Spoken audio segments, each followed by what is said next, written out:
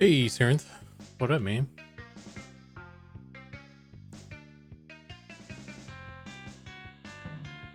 Alright, so let me just get oriented here. Actually,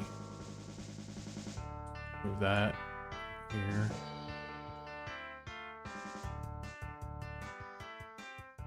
Good. Nothing much, relaxing a bit before dinner. What's on the agenda? That's good. You got a little bit of relaxing. I am continuing through my list where we've got I just have goblins and wood elves left to do for all the player races, so I want to see if I can get this stuff done.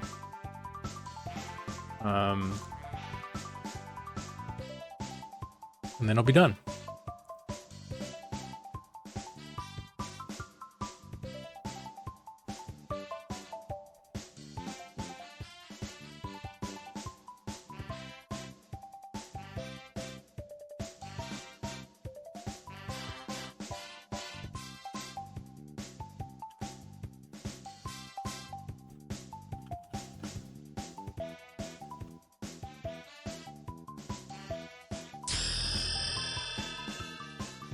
Oh snap! M0 Keep It is raiding with 32 viewers. Hey Bronson, sorry, Bronson, not Bron. I always think like Bronson or Brosnan. I get those mixed up. I'm a Pierce Brosnan fan. How you doing, man? Thanks for the raid. Hail and well met. If any of you guys are new to my channel here, I'm doing some game art stuff for an MMO called Monsters and Memories. Oh, we got ads coming, I think, here. Yeah. Bad timing. I don't know if I can snooze those.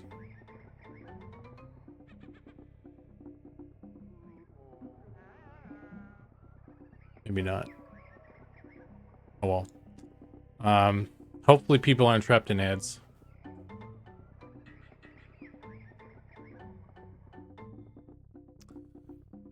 I'll wait for that to finish before I do my spiel.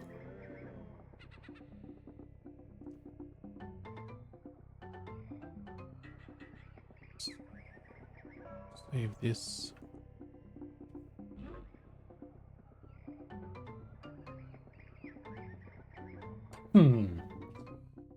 All right, so this is set up. Let me open. Grab ogre, perhaps. Hey, Divine Possum.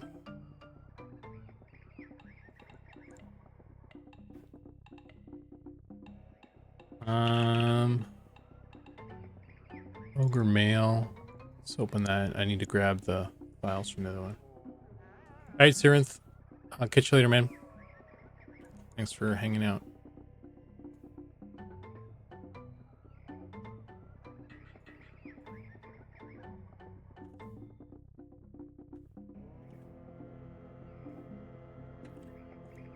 All right, I think we're about done with ads there. I was waiting for the ad break to finish up so that I could say hey to all you raiders and stuff, and give this spiel on what I'm up to and all that sort of thing. So maybe I should have picked a different one, but it's fine. Yeah, so I do character art for Monsters and Memories. Right now what I'm working on is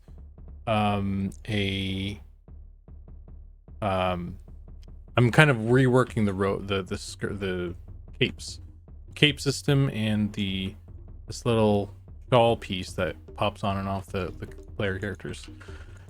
I'm just going through all the player races and kind of adjusting them to a slightly different way of doing them. Seems like the people are enjoying the updates. It's like a minor kind of under the hood thing. Most people may not even notice, but Yeah, so that's what I've been up to, just this month really. And I've got about two more player races to go through. So today's task is goblins. So we're gonna work on the goblin. I have the male goblin here, and then I'm gonna see if we can work on this dude, and maybe we'll have enough time to at least start the female goblin, or maybe even get all the way through working on her thing too. So that's the goal today. That's what we're doing today. And also thanks again for the raid there, Bronson. I got a cool thing I can do here. Got a little shout out button. Shout out Monkey Pit. Anybody, I feel like everybody already knows Monkey Pit. Bronson he's the character artist for Pantheon Rise of the Fallen. He's doing an awesome job. He does he works on the game and does some really awesome work there, but he also does like late, like After Dark, Bronson After Dark, where he does like some cool personal art where he does more traditional drawing and painting and stuff, which is always cool to see. I might I've been trying to like see if I can work my schedule around so I can find some time to do some of my own personal art and that sort of thing, or just game or something. We'll see. But what I need right now is to find my human male blend file.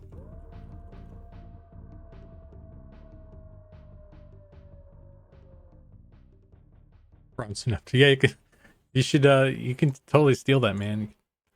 Do a whole like thing about it. All right, so I'm gonna steal this cape because this one, use that one better. This is smaller slightly. Okay, so bam and bam. And this one has textures for it, which I want. Right on. All right, so first things first, I'm going to hide all this other stuff. Then I'm going to shrink this down. I feel like I'm taking crazy pills! Feel like I'm taking crazy pills. I know that feeling.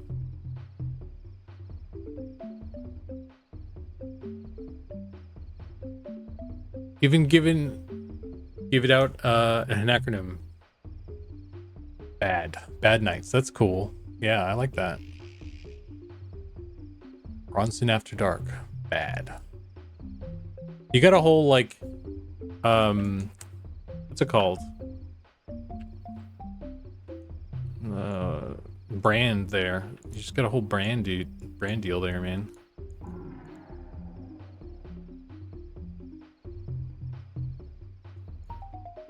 All right, so the goal here is to get our new little thing here to match up with all the little dots on the guy that here already. So I'm actually gonna hide all this other stuff and just snap it.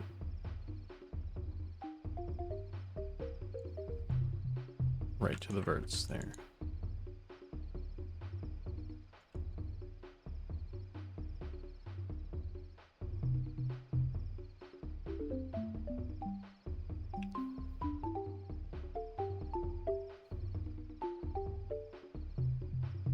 Oh shit, there are new things to buy with butts. Yeah, man. I added a couple, like a bunch of new things. I brought back some of the old stuff, so we have a bunch of the, oh, you know what? Might have forgot to turn on the text to speech thing here. My bad.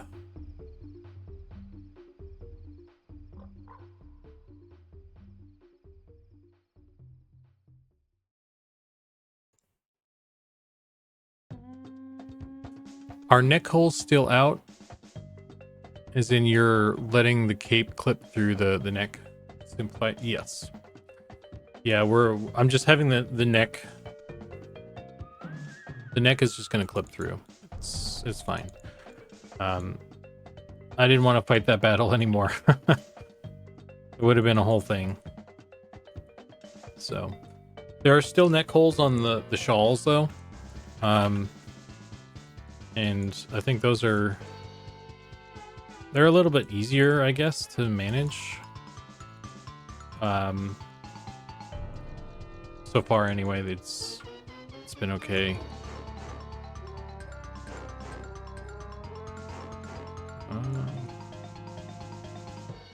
I have to add an edge, looks like.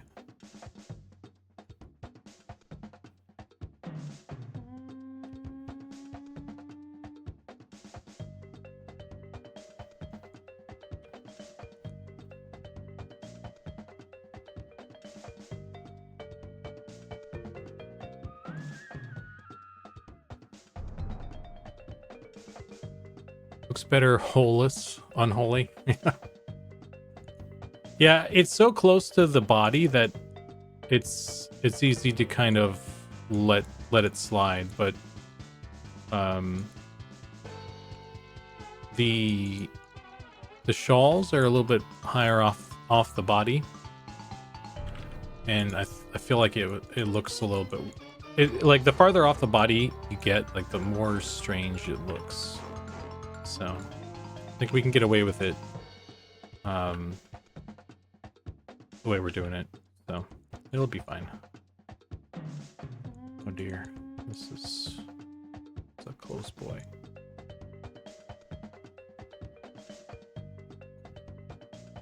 Hey Primus, what up, man? How you doing?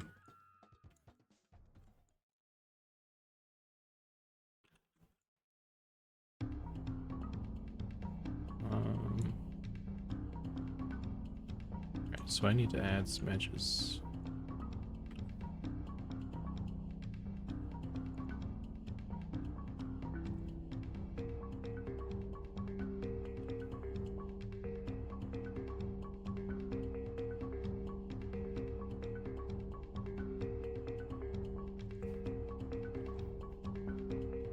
Connect that. Connect that. And I'm gonna slide this bad boy down there. I'm gonna merge these. When did this guy get out of? Okay. Then we're going to and delete this edge. Yes.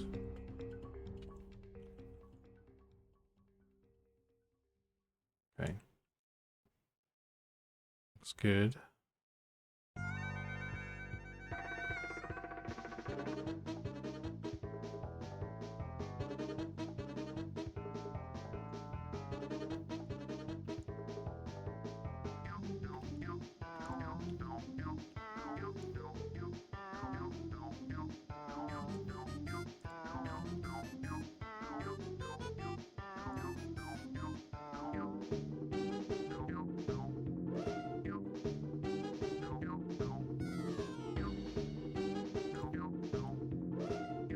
Okay.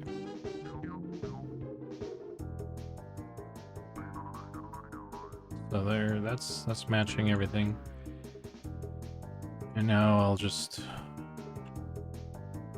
grab the expand tool and just like swoosh it up a little bit.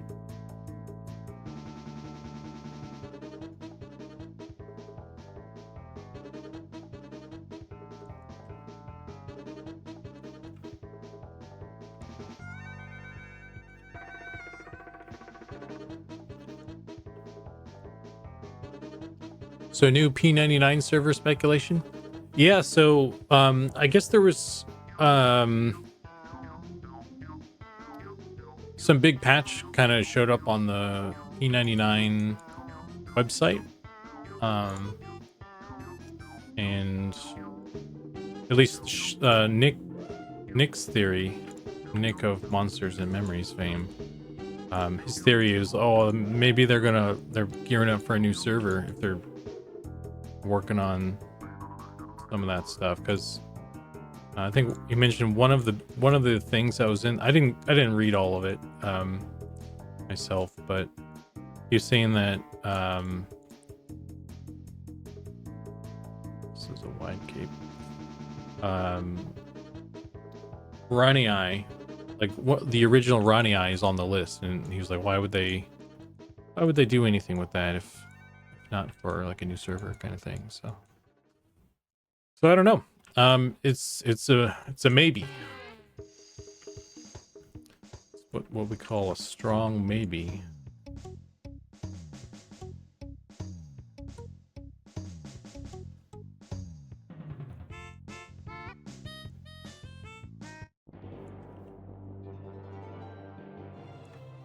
What color would it be? I don't know.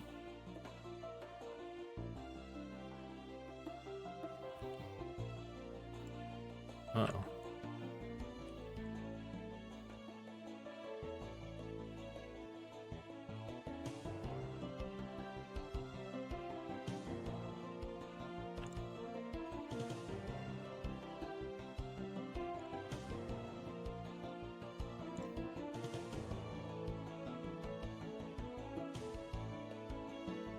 This is kind of a weird edge.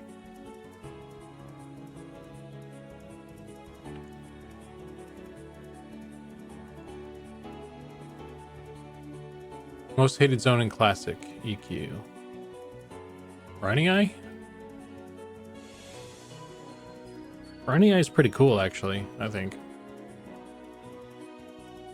There's definitely not an easy place to be, though.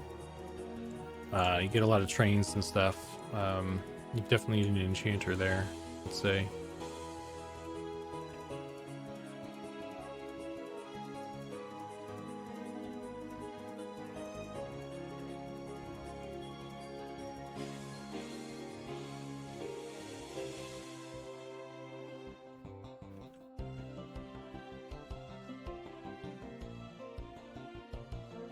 I wonder if I can get this closer to the body.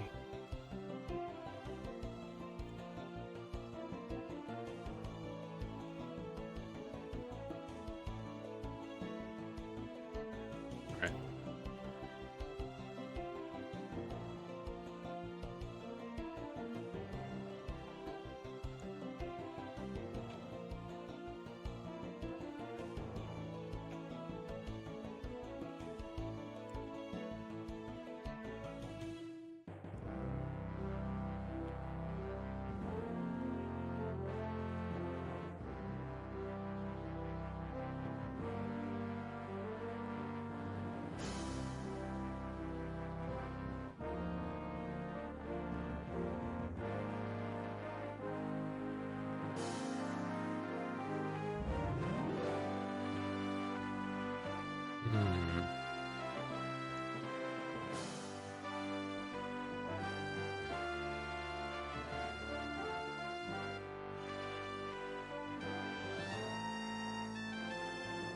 I would be so into a P99. I love Quorum, but I prefer the vanilla without the trimmings.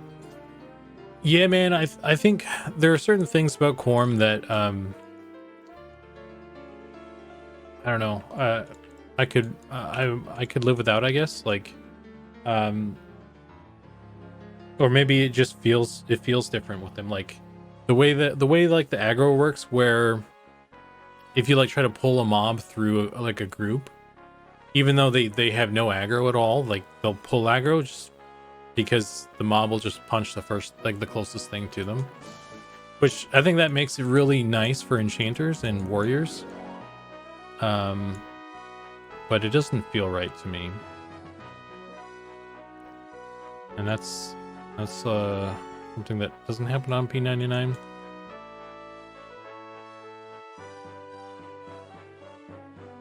Wonder if I should.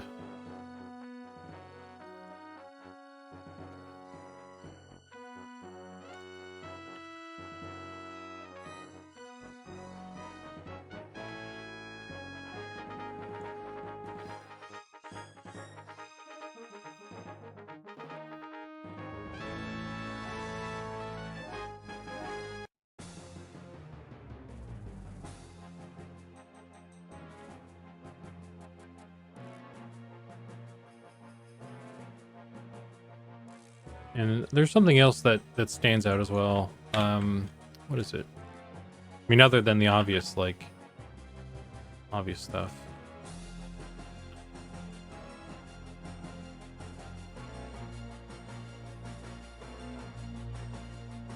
I don't remember right now, but oh, the pet break thing. Like your pet's not being able to break mez. That's kind of a nice thing, but it, like, when you're trying to get them to do it, it's more of a hassle actually. So I don't know.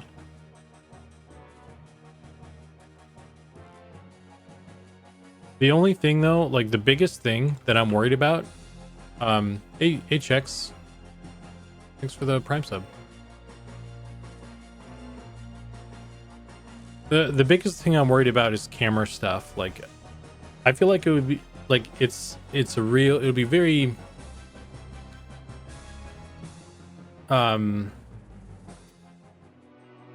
jarring to go back to the P99 camera, like how it is, you know. I think if the Zeal thing could be trimmed down to just have the camera fixes and have that apply to P99, that'd be pretty dope.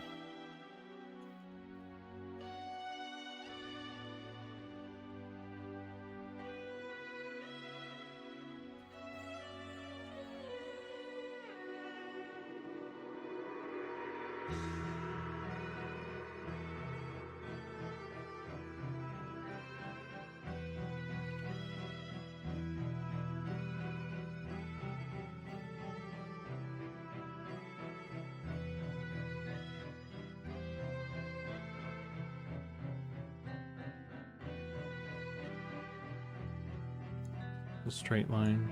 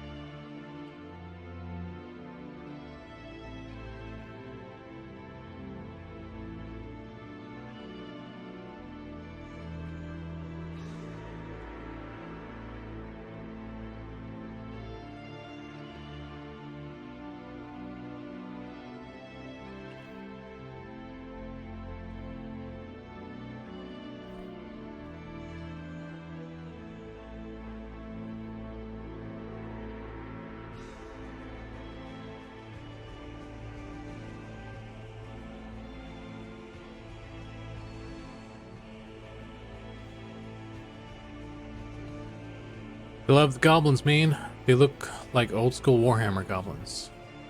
Nice.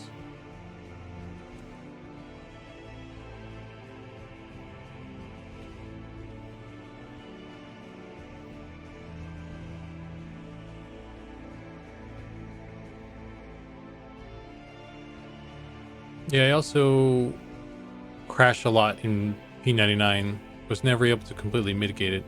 Dude, yeah, like every time I load up the game, it crashes immediately. That's like, it's like you have to do one crash and then the game like works. That's actually, I kind of forgot about that. That's kind of one of the things that drove me away, to be honest. I played for a number of years with that, but like, I don't know, after a certain point you just don't want to deal with it anymore. So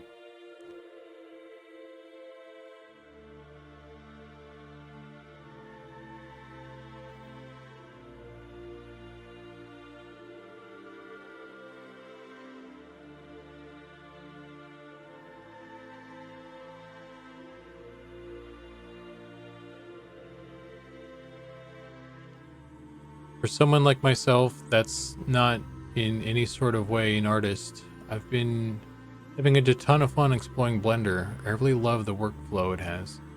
Yeah, man, Blender's really good. Blender has, you can do so much stuff with it too. Like, you know, I actually, fun fact, I made these all these emotes, I made them in Blender. I wonder if I think no doubt I still have the file here. Let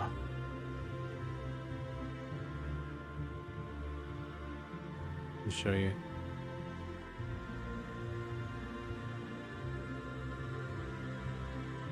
I made all of them.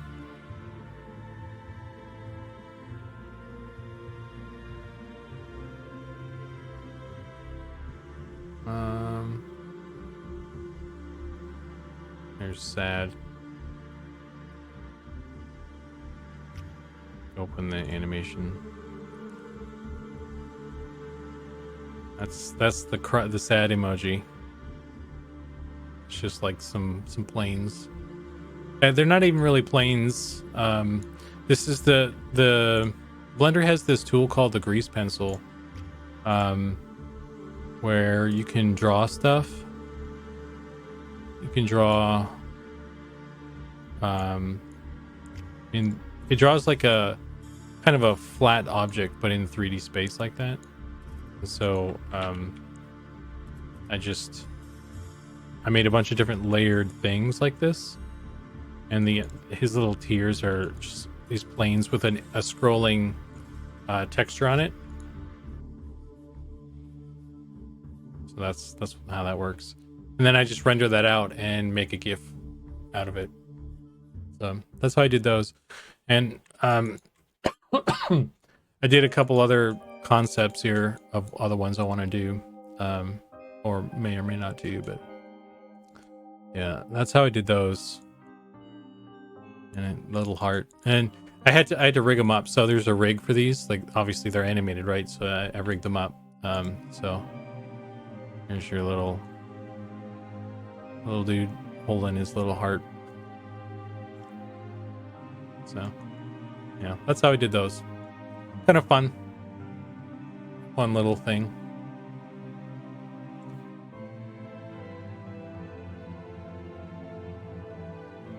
Every time I zone in Project 1999 and crash, and that made me quit. Yeah, I always got it when I started the game, like launched the game for the first time in the day, and that was not fun. So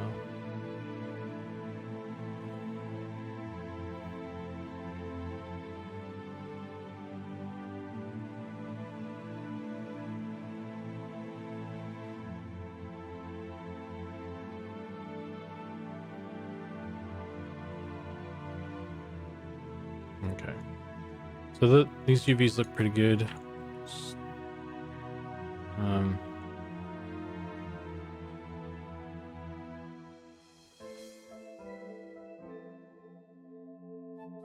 I don't know how wide these should go. Should probably come down a little bit.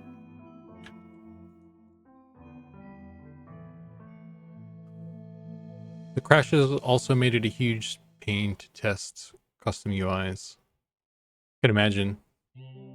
Anytime you have to like go in and out of the thing, you know it's gonna crash. That's gonna suck.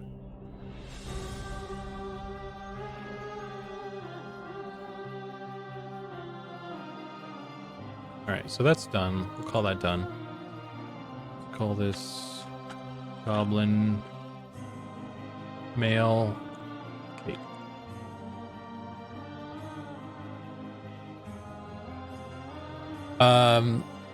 Little Little K. I'm gonna call you Little K. Any insight on how do you generate new models of armor, cloak, for different races? I'm imagining you'd set a main model and then use different textures. That's how it is, right?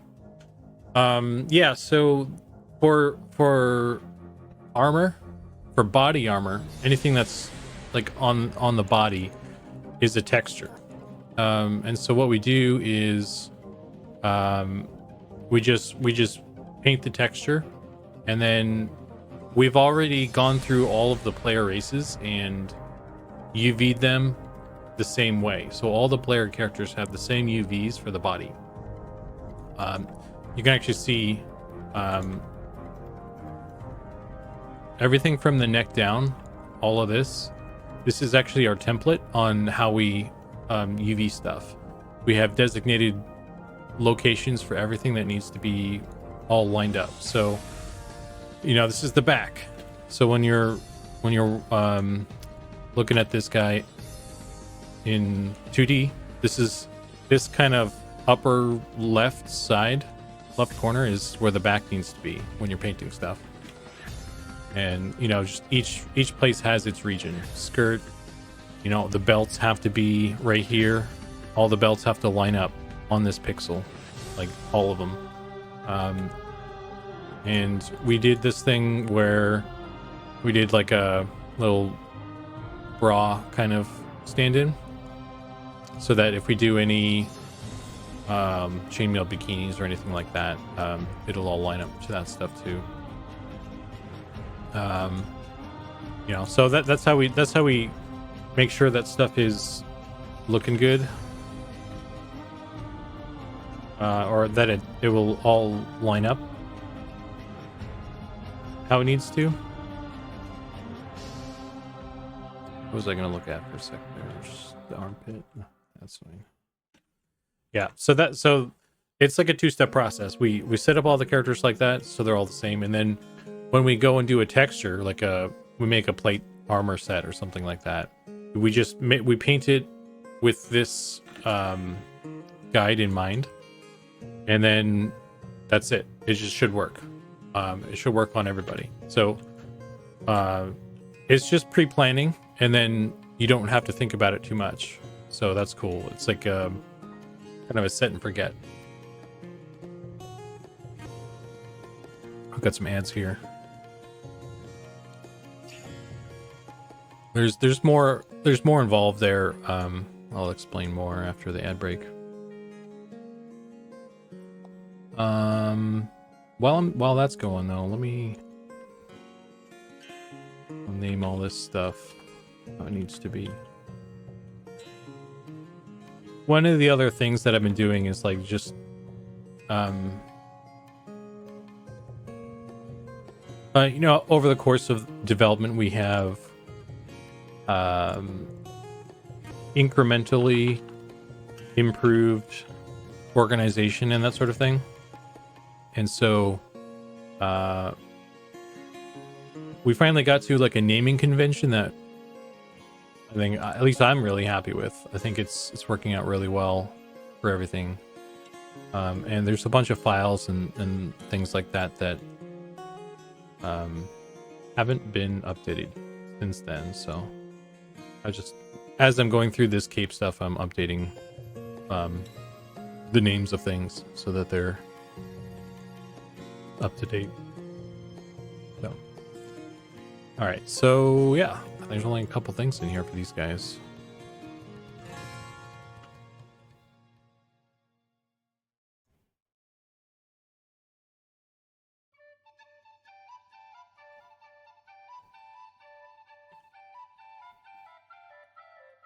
Oh, wait a minute. Are these the right ears? These don't look like the right ears.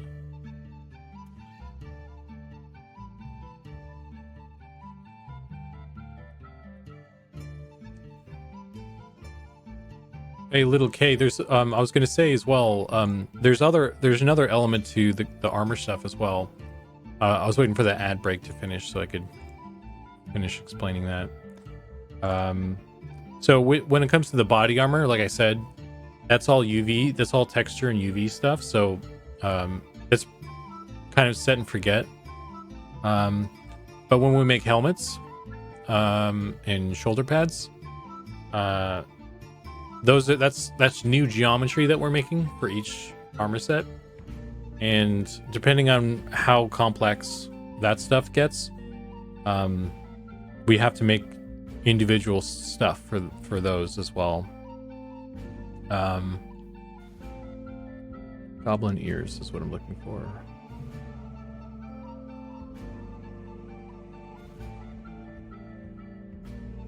Because all the helmets need to be at this point. We're at a point now where all the helmets need to be made per race, specifically for each race. Because we tried to do a thing where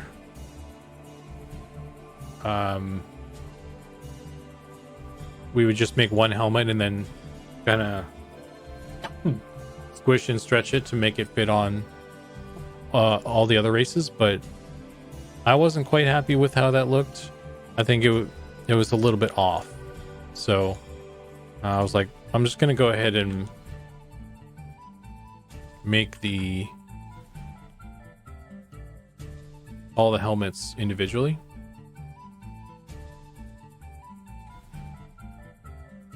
So that they look right on everybody.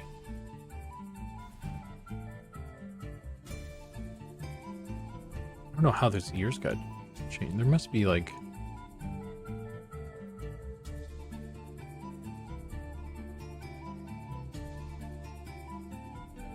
something got weirded out with the ears.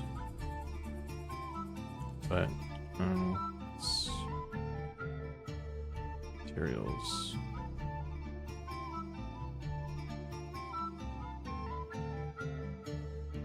Okay. So assign that there.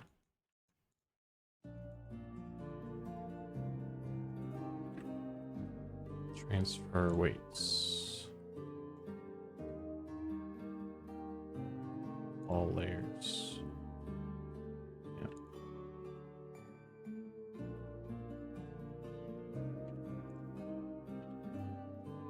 Hopefully that doesn't screw anything up.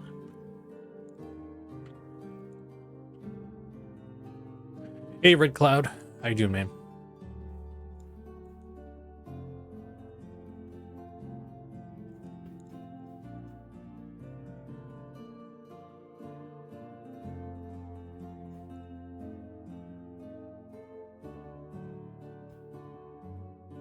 So that's sorted out.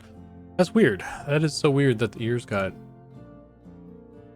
messed up or something, but save that. Okay.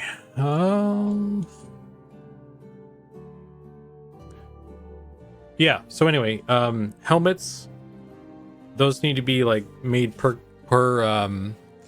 race, and I actually have a big old blend file with all the helmets in here too. Actually, I can show you that real quick too.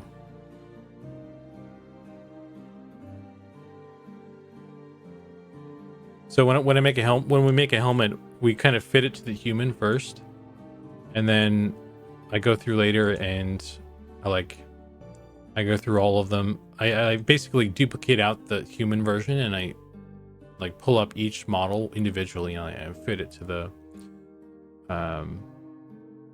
other races. So we have like a dwarf version here. Let me see. Let's do. Yeah, this one's cool. So I have there's a dwarf version of this helmet. So this is the Shadow Knight helmet.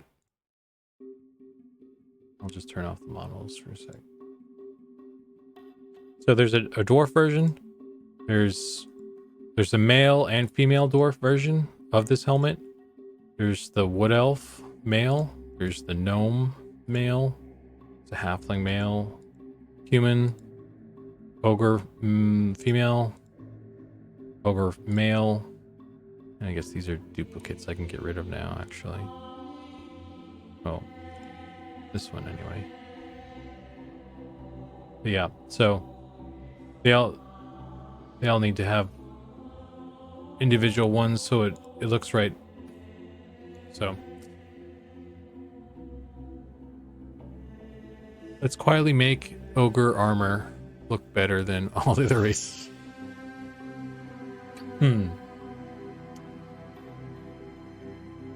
So that's how that gets done anyway.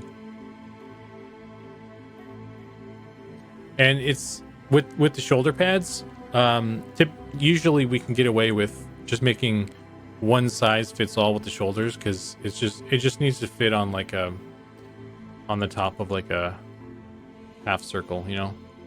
So for the majority of the shoulder pads, it's just one size fits all.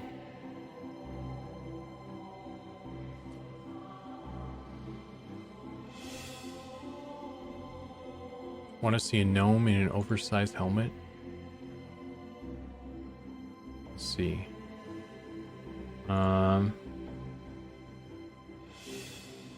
Which one is that? 6.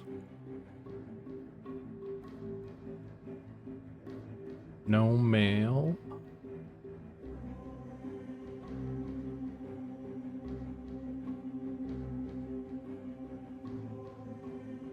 There's the ogre one. Ogre. The ogre female. On no male.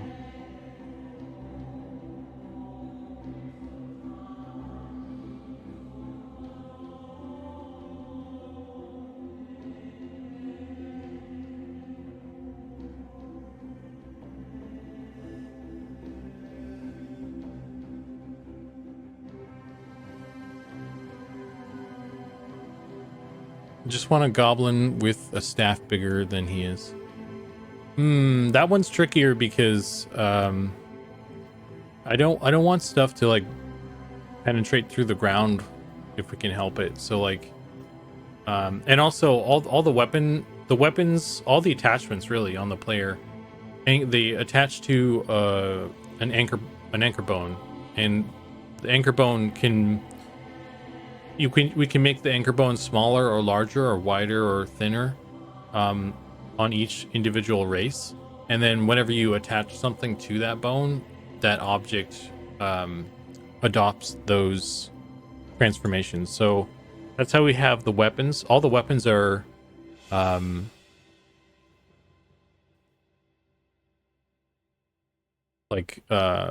we just make one weapon and then we stick it on everybody.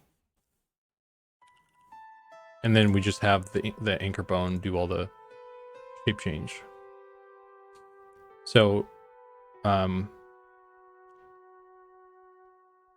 like for goblins, their stuff might be a little bit smaller.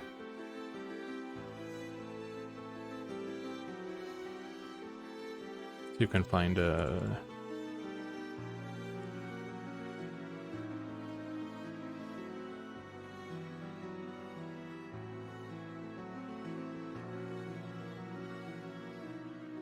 Oh, is that one? Plate 6. There you go. There's what is this? Death Whisper plate helm. There's an ogre and a female. He's wearing it as a jacket.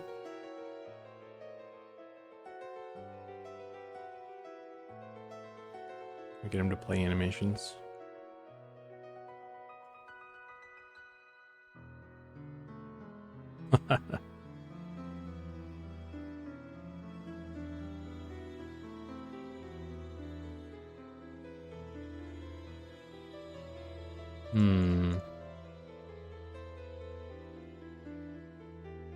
Interesting.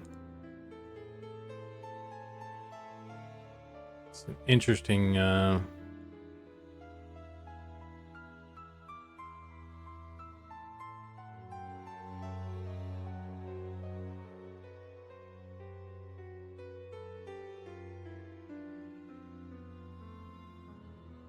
anyway, so that's what he would look like in a giant ogre female helmet.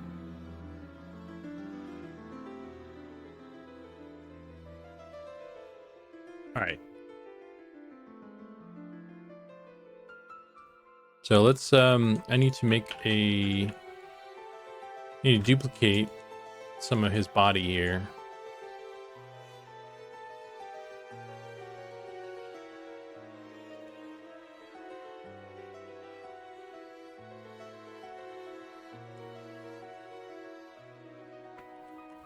And we'll separate that.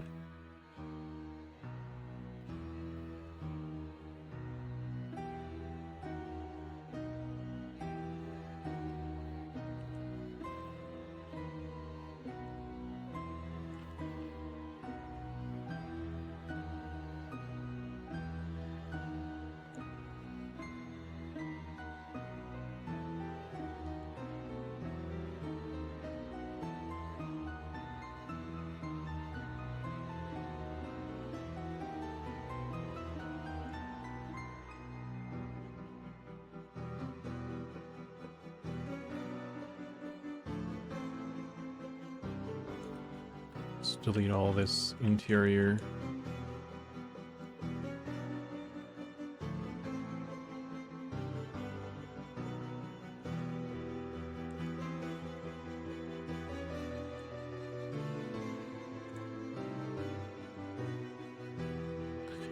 BG834 says, hey, I have a curiosity that I wonder if you've delved into. Let's say you have some texture asset like a robe in EQ. You might want to use the same texture across multiple robes, but with a different color palette. If another developer wants to take an existing texture but put a custom color palette over it, without you needing to recreate another asset, is there some easy way for them to do that? Yes, there is. I can show you. So for all our textures are at least the majority, all the armor let's just say, speaking for armor textures, they're all done in grayscale. All the textures are black and white or gray, or on that spectrum, right? And what that allows us to do is it allows us to handle the color all in Unity. So it's just all tinted in Unity with like a gradient system. So in that example, what would happen is the artist would make the robe, and then it would be black and white. And then once it's in game, in engine, that's where the color is added, and it can be done through data. So you can use the same texture a bunch of different times, and it's just built into the system, so you don't even have to worry about that stuff. So we have this chess piece. And if I click on this and I go to where it actually is, this is what the texture actually looks like. It's just grayscale chain plate tunic thing. And then in game, it's got some color to it because we're already adding like a blue and a purple to this one.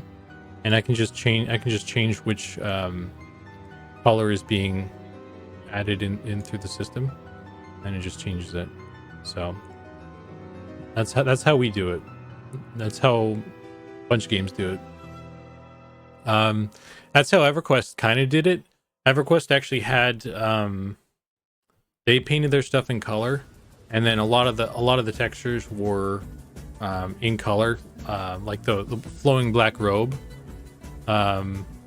That one is just painted like that, but they also did some tinting as well, that did add some different, it changed the color of stuff, but kind of the way it did the tinting, it was like a different kind of tinting. It was like a solid color tinting, which like if I actually changed all of this to grayscale, and then we went to this guy. I think I can, maybe I can't do this. Yeah, this one, maybe not. Yeah, so the way EverQuest did it was it just dropped like a solid color on there. So like if they wanted like a green one, they would just say, okay, it's got a green tint to it now, and it's just adding a solid color kind of flattens some stuff a little bit. Like if we go back to our stuff and then we put a tint on there, like if we do a green, that's on the wrong one.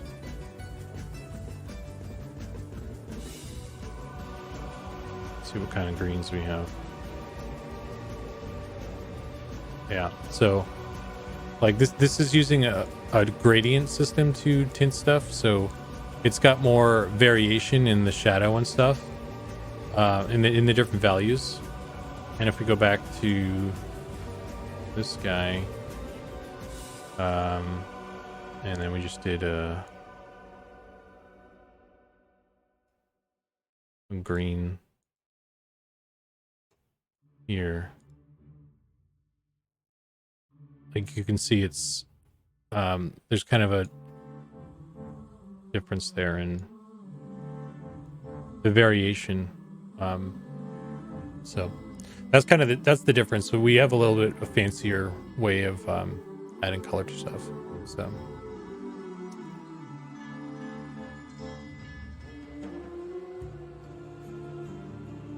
oh, that's neat. I've seen tooling in other games that do that, but wasn't sure if it was actively in use by your team. I always love custom palettes, like the Ishva robes. Yeah, the Ishva robe is just one of the other robes with a blue tint to it. And actually, if you're like an enchanter who has the Ishva robe, and then you turn into like a halfling or a dwarf or one of the races that doesn't have a robe model, the reason why your chest slot is like tinted a certain color, that's the actual that's the tint system that is tinting that slot. You know, because it just drops in like a solid color filter on that slot of whatever armor you have. That's how they do their tinting, and that's why the chest piece is blue or green or whatever color your robe is, because it just drops it over top of that. And since you don't have an actual robe, or whatever piece it's supposed to be, it's kind of more obvious.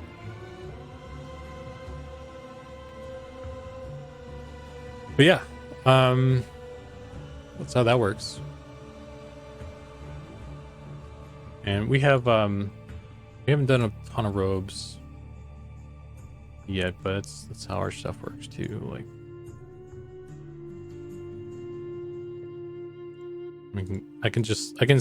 we have this cool dressing room tool that Keith built, where we can just kind of preview all the colors and stuff. Just go through everything and pick what we want to set up stuff as. So hopefully that answers your question, man. There's we got a pretty cool system. I think we got a pretty robust system where we can do a lot of stuff with it. And there's still some stuff that I'm still waiting to get like tech to flesh out so that we can do some more stuff with. Mostly like with helm stuff, I think, and that sort of stuff. So, but yeah, I think what we have right now is pretty cool, in my opinion.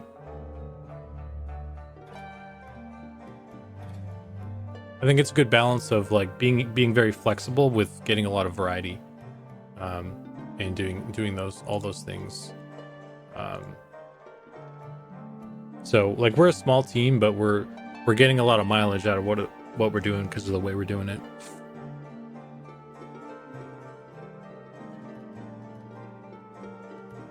Tsunami Sand says just needs a planter on top.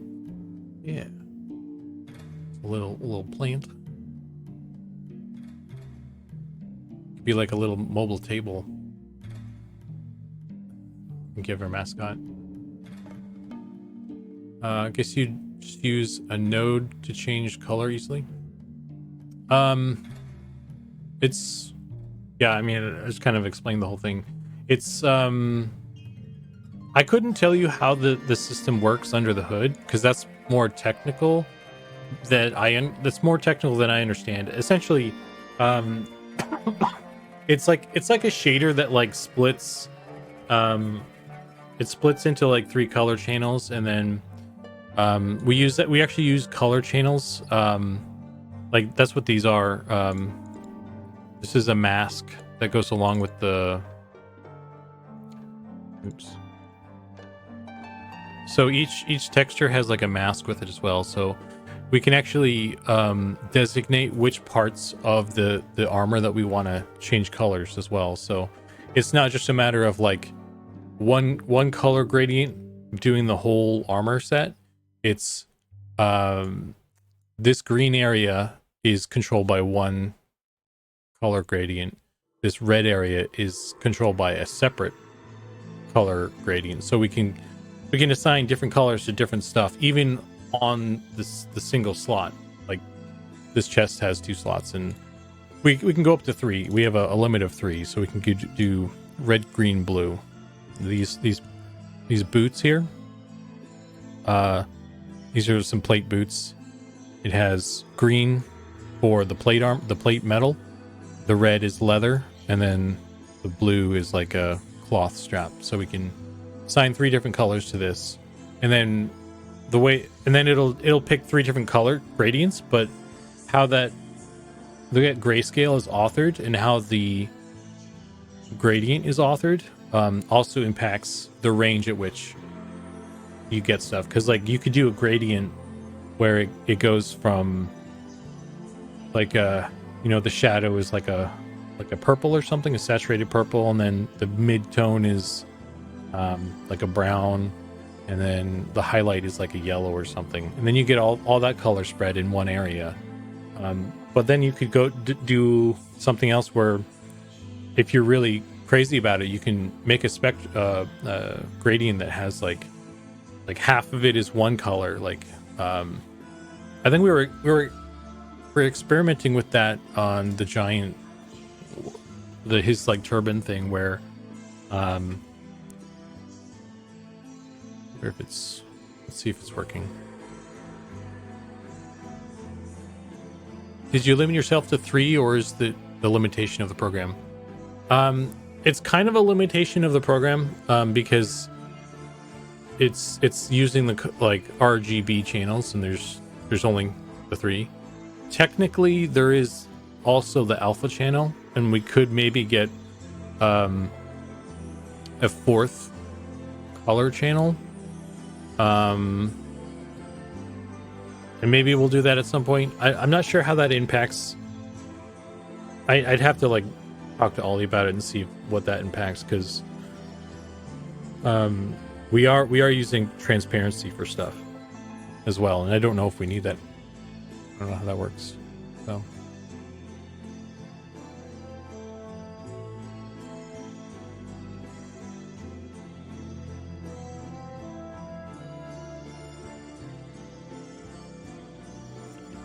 let's see.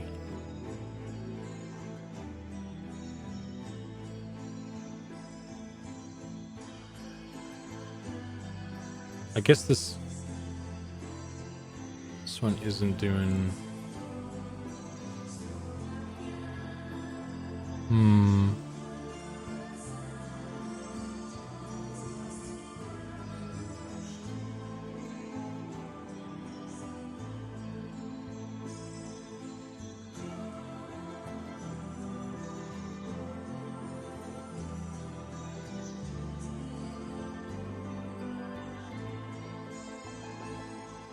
I don't know. I'm not quite sure what happened with that.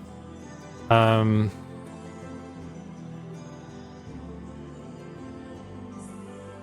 thought it was like a cloth red or something. Maybe it's where's red? Like cloth too.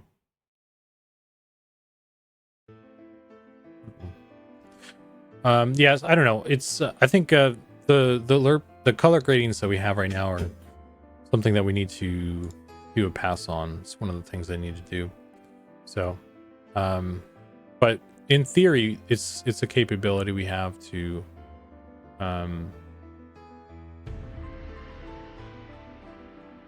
It's weird that it's not changing.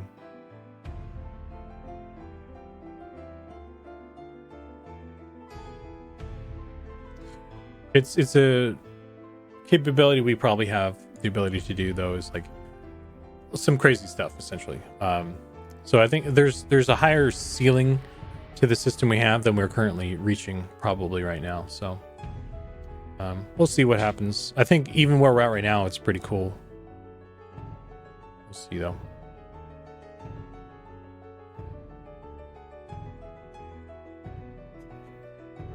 Remember when Dark Age of Camelot beta came out? They had armor dies, and EQ had a rush to implement armor dies in order to try to keep up. Do you guys plan to have armor dies? I don't think we'll have.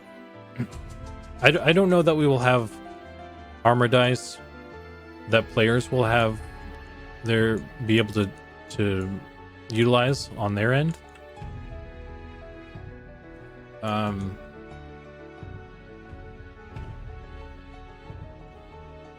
Because it's the way it is right now. That's just how we make our stuff, and we're kind of not fans of transmog type stuff. That kind of falls into that category. I think this has come up before, and I think for me, the only thing that makes sense would be if, like, when you're crafting the thing and you're like, you know, like in old EQ where you'd like make a piece of plate armor and then you like threw a die into the forge when you're like you're crafting it for the first time, and then it comes out like green or whatever. I think that's a reasonable way to go, but anything beyond that, I'm not so sure about.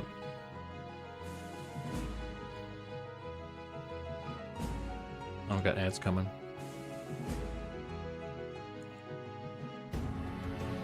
Dice lead to Power Ranger player population. Exactly.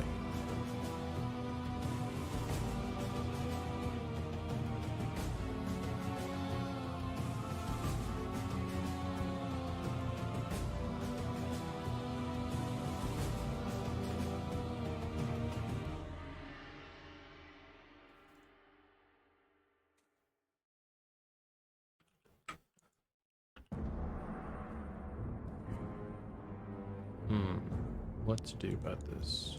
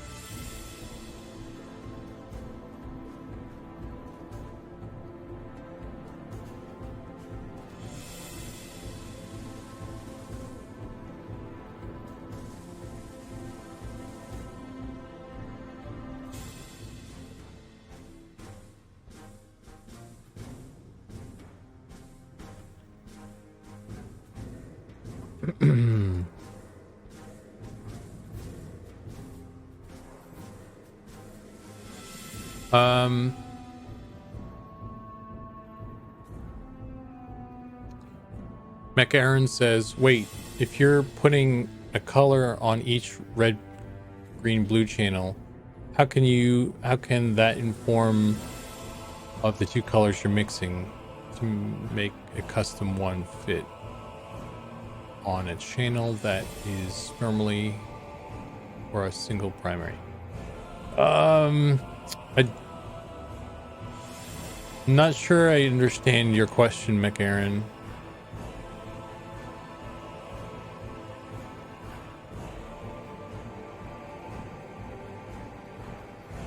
I think like getting too deep into the conversation about the shader is starting to get sort of beyond my knowledge of the thing. I'm not like super knowledgeable with shaders and stuff. I didn't build the thing, so I only have kind of a broad strokes understanding of how it works. But like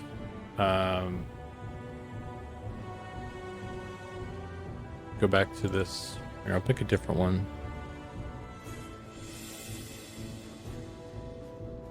If there's one that has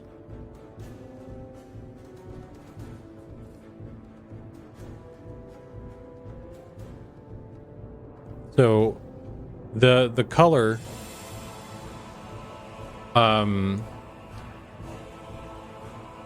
the color is just kind of think of it like a region.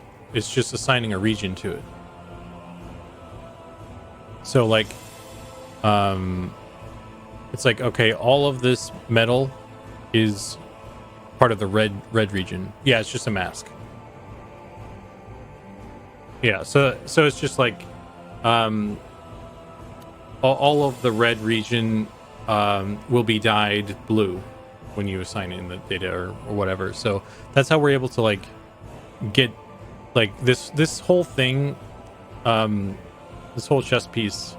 We can get like a bunch of different colors in there with just sectioning it off like that. So it's still one slot, it's one texture, and it's just getting a bunch of different colors. So it's like it's pretty cool how it works.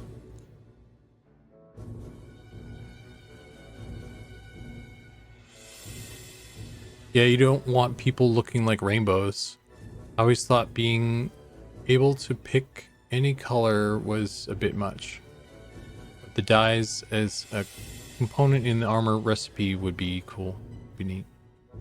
Yeah, I think I think maybe like in the defense of that though, like even though I'm not like a fan of that, I think because the fact that we're using gradients and we're not just like, it's not just a solid color dye like in EQ.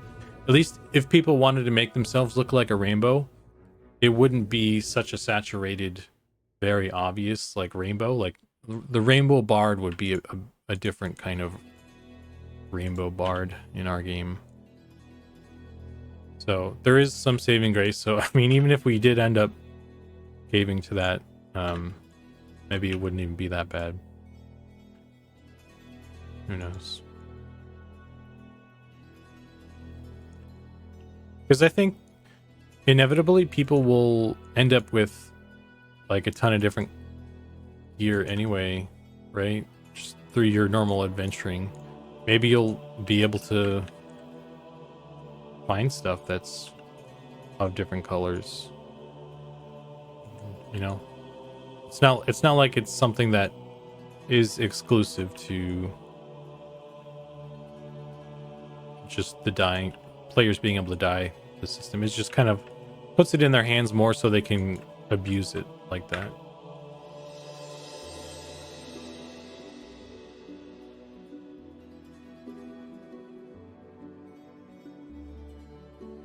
You can shift each channel individually to get a combination of colors. Yeah. I posted something in Discord that kind of describes it more.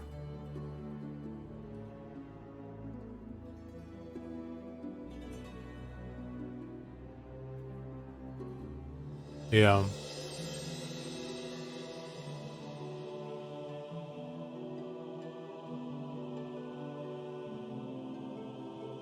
I agree. If there's enough choice, then there's no need for dyes. I think that's part of it as well. Is like, there's going to be. Well, that's one of the things that we want to do is have a lot of options. Because each, and if you guys have seen the concept art that Goblin has done, there's going to be like regional armor sets and stuff. So like when you go to the Wood Elf city and you buy chainmail from the Wood Elves, it's going to look like it was made by Wood Elves. And then if you go to Night Harbor and you buy chainmail from the humans there, it's going to look like humans made it. They're both going to be chainmail sets. They're probably going to have similar, if not the same stats, but the difference is the appearance of it and kind of where you bought it. It allows people to have like visual distinction among different races and different locations, and also kind of lets you see where people have been and what they've done and that sort of thing just through their armor.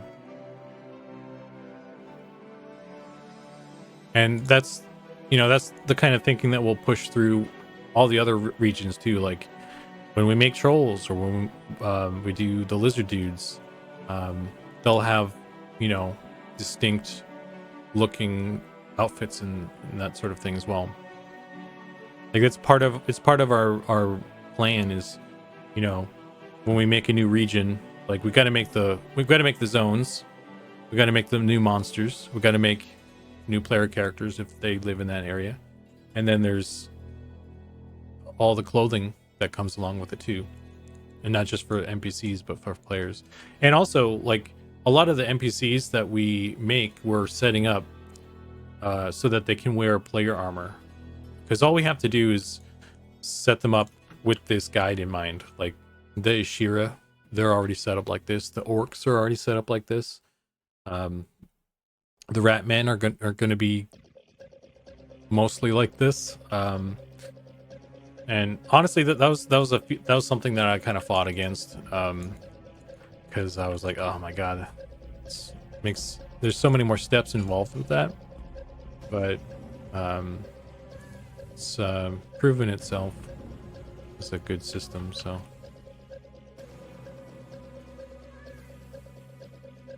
That works out.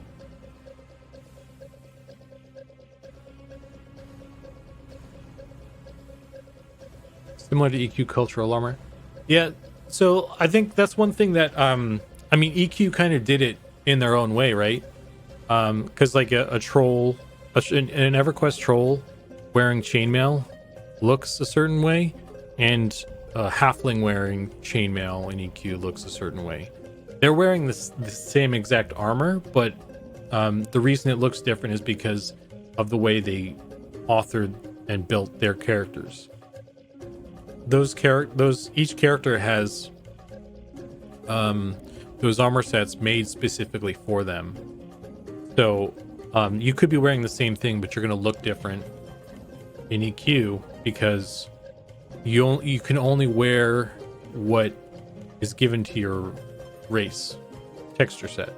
The way we're doing the same thing kind of, but we're doing it in a more kind of open way, if that makes sense, where there's going to be racial armor sets, and if you're a wood elf and you put on the wood elf armor, you're going to look like a wood elf in whatever armor. But here's the twist: is we're not restricting that to that race. In a lot of cases, there's probably going to be some restrictions if we want to do that. But if you're a halfling and you run over to the wood elf city and you buy wood elf chainmail and you put it on, it's not going to look like it was made by halflings because you're a halfling. It's going to look like wood elves because the appearance of the armor is tied to the armor, not the race that wears it, if that makes sense. So that's kind of the distinction. So we're still going to get a lot of variety of looks, but how you look is not restricted to what race you pick. So in that way, it's pretty cool. It's new and different and fun, and everyone's going to love it, or they're kicked out.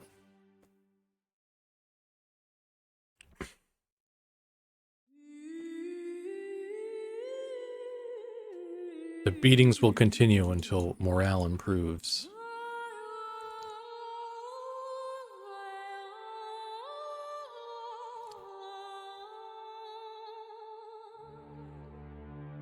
Primus says, will there be armor sizes for race-specific armor?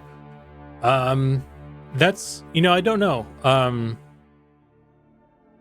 That's a good question. I don't know the answer to that. I think if that does happen, that is something that happens on an item description level. That doesn't really have any ties to the art side of things, because it doesn't really matter to me.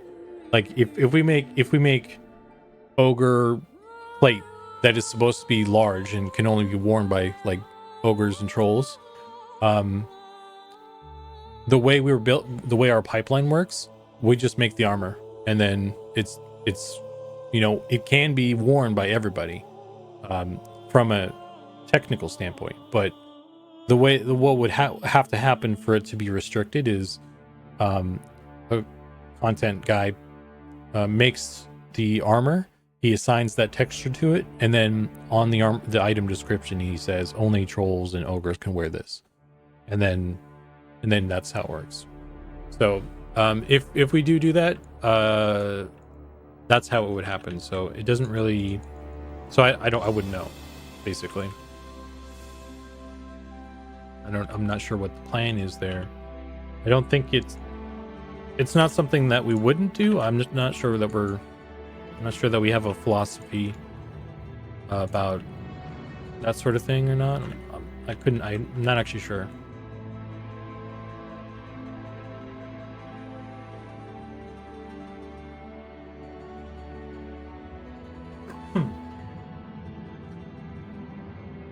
I'm not opposed to it. Like I would agree with you, Primus. Like I think it does add some more realism that like you have to hunt down armor that is a specific size that you could wear.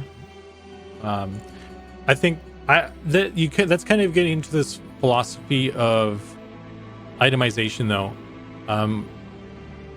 That would be an interesting question to ask Sean on one of his streams, because I feel like there's like two sides to it, right? Because there's it's realistic that there's large armor that only X, Y, and Z can wear, but then you're locking out like a whole swath of players from like that cool item or whatever because of the race they picked, unknowing that there would be this thing that there are restrictions on.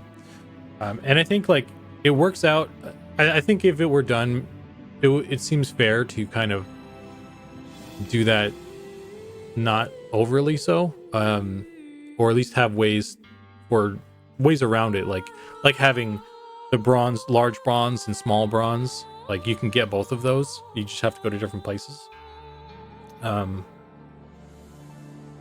like when it comes to endgame, like if you look at all the best stuff in EverQuest, a lot of that stuff at a certain point is just all or like every race can wear it pretty much. It kind of really sucked for the Ixar at the beginning when they couldn't wear like some of the plate mail, like all the Veli, like I assume Kunark, but maybe it's just the Velius, like they can wear the plate mail then. I don't know. There's a deeper conversation to be had there that I don't know that I am the right person to ask.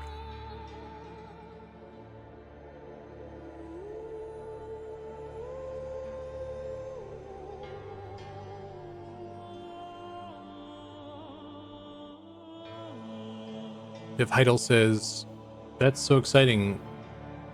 That's what's missing in modern MMOs, is just stuff like that. Stuff as simple as my character bends down in the doorway because he's too tall. Using the halfling tunic as a bracer on an ogre. Someone was saying something about a giant's ring being like a circlet or something, like for gnomes and those guys. We could totally do that. So if we did do that though, like I would still, if we made like a giant's ring that was meant to be a helmet for only small races, the way it would work for the art pipeline is I would still make that helmet for the other races as well. As I don't think it's a good idea because like we don't know what stuff is going to end up. And it's just better. I think it's a better practice just to continue setting stuff up for everybody the way we have been. So that it's just done. So yeah, but when it comes to like restricting what people can wear, that's more of a content kind of thing.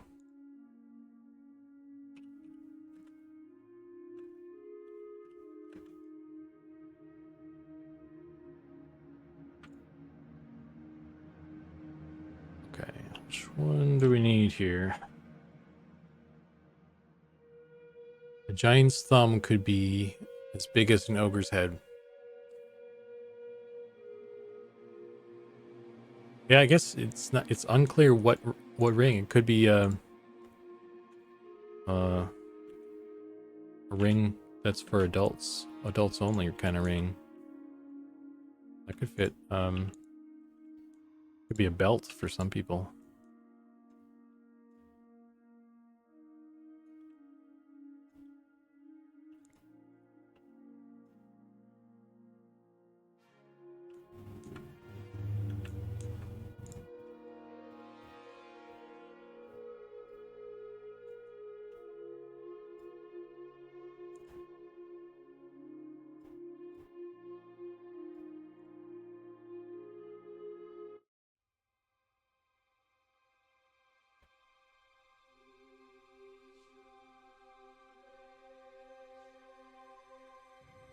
And ogres could just wear armored halflings.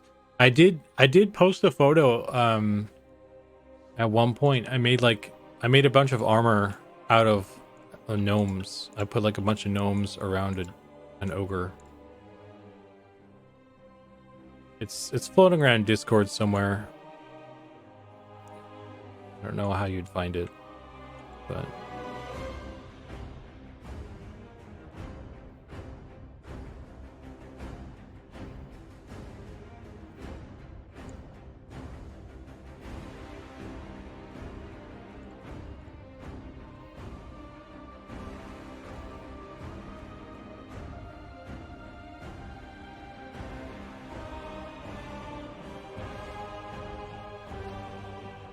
I vaguely remember a few items in EQ having multiple slots, like silver chains from Temple of Ishan. There's the Aegis of Life is like a shield that you can wear as a shield or a back item. I've thought about that. But that's a cloak. Because we do have like the backpack slot, right? And I could very easily. Let's try right now.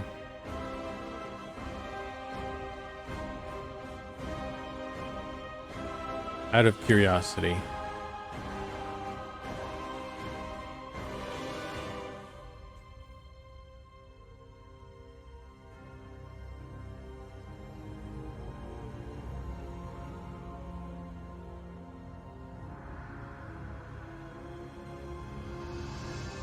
When are we getting your paw? I tried to start it. I have to like find somebody in the Queen of Sakura, so I was running around like killing stuff trying to get that dude to spawn. Yeah, I couldn't get him to spawn, so I was trying to get it started.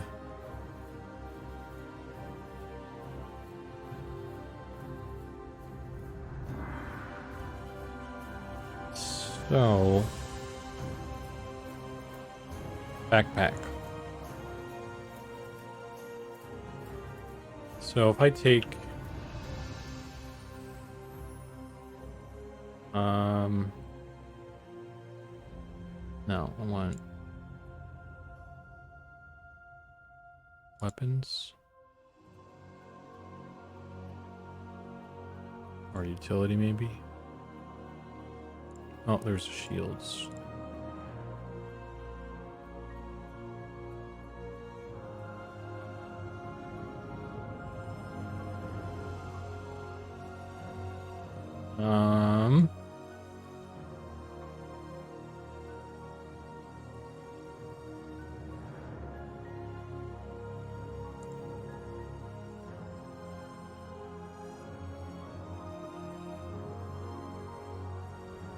I don't think that's working.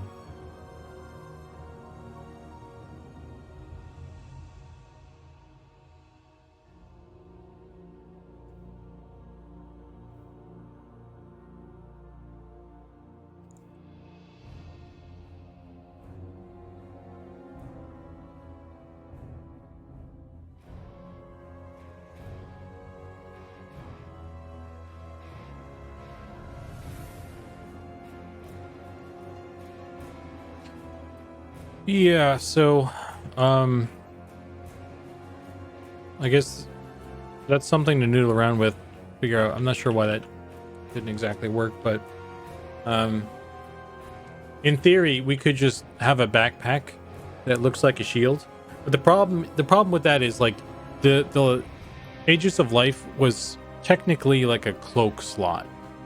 We have a cloak slot and we have a backpack slot. They're two different ones, and or it's cape or cloak, whatever you want to call it.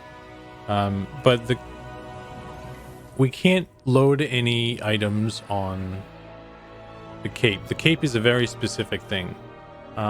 So if we did do like an Aegis of Life thing, in order for it to work,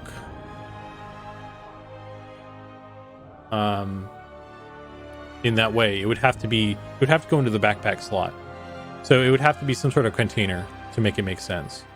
Like a container that somehow like holds things, I guess, or maybe there's a backpack slotted item that isn't an actual backpack, that you're giving up those slots for, but then it turns into like a stat slot, which I don't think we want to do either. So I'm not really sure. I'm not sure how we would solve that if we wanted to do that. It would probably require some more tech, which we don't currently have. So,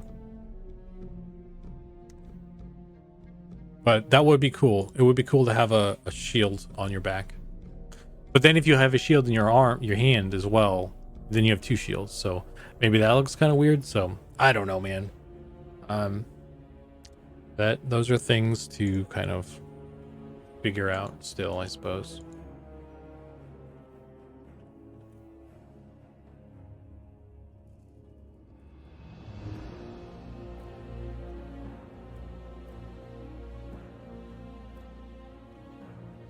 Chainmail backpack with AC. Don't you do it.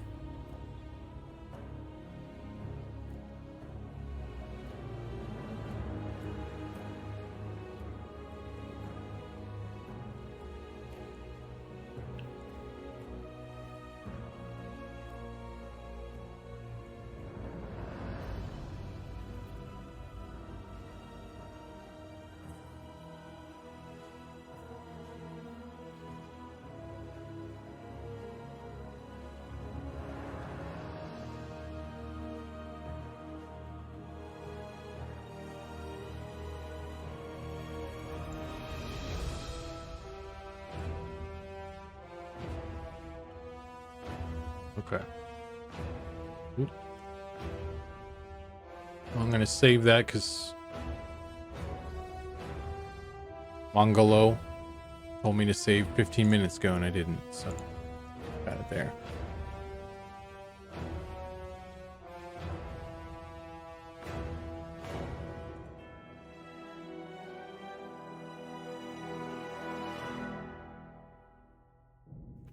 Dev Heidel says, I noticed you're making clothing in Blender.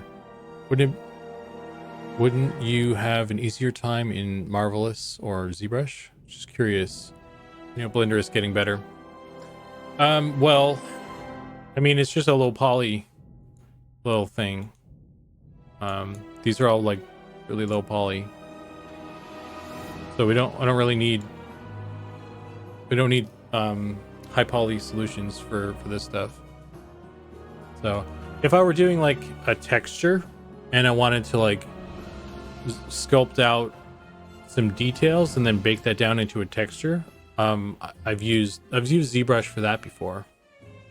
But with the model, I don't need those for just modeling it, because it needs to be reduced down at the end anyway.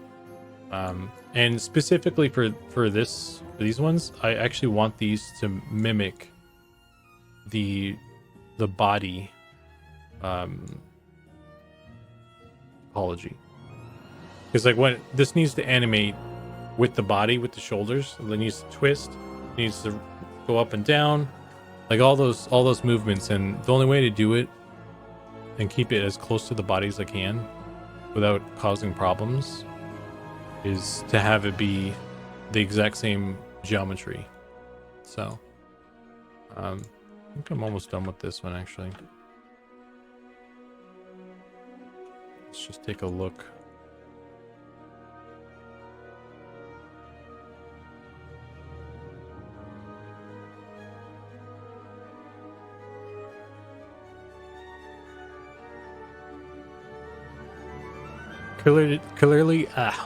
Clearly just make a turtle shell like Roshi.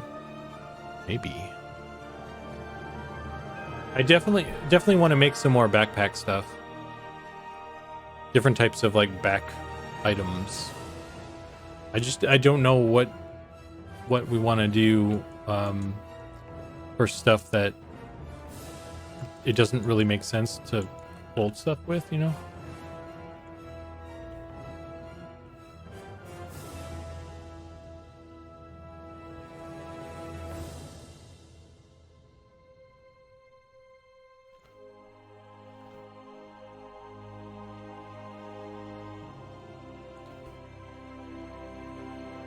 Yeah, the Lodi shell was like a back item too, wasn't it?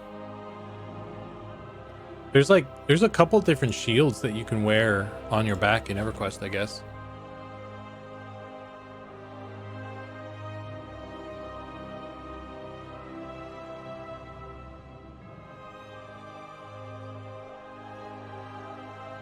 We got ads.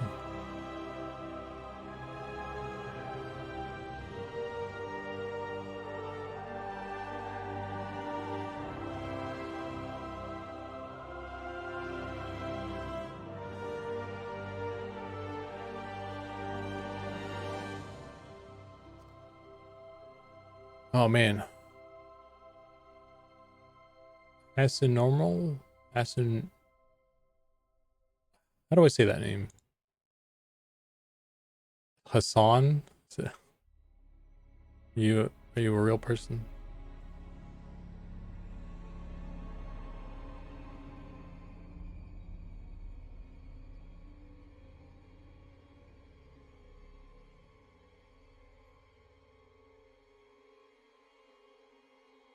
Oh, hey man. Welcome to the stream. Oh, with Octane.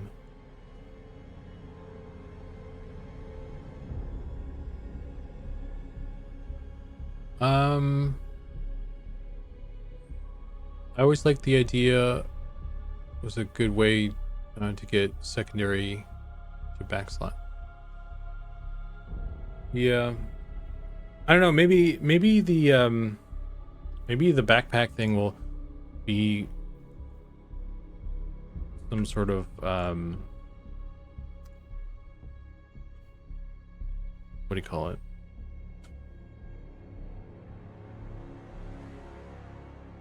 I don't know, maybe the backpack is somewhere where we kind of allow some sort of transmog or something. I don't know. I don't know how it's gonna work. It's not even something we've really talked about, so I couldn't tell you. It's something worth chatting about maybe though.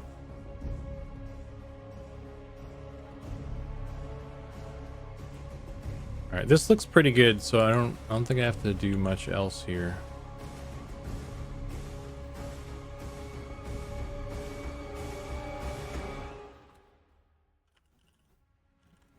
So let's get this all rigged up.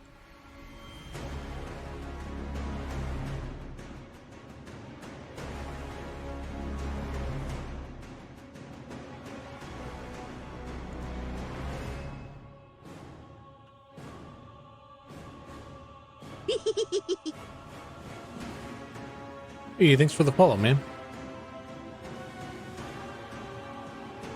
Is this going to be a low poly magician? This is like it is a low poly little goblin character for this game I'm working on. I can show you what he looks like in game right now.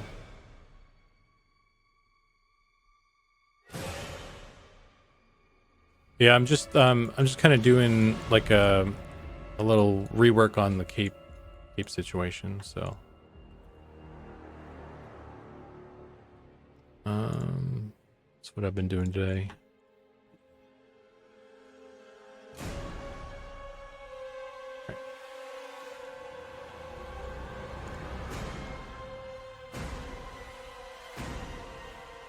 get them all exported and everything too.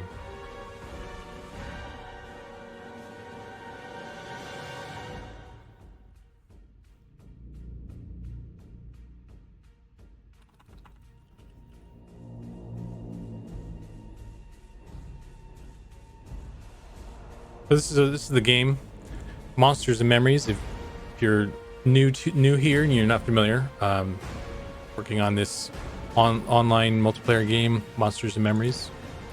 If we pop in here, this is a little goblin guy. So one of the playable races. We have several. A lot of the typical fantasy races.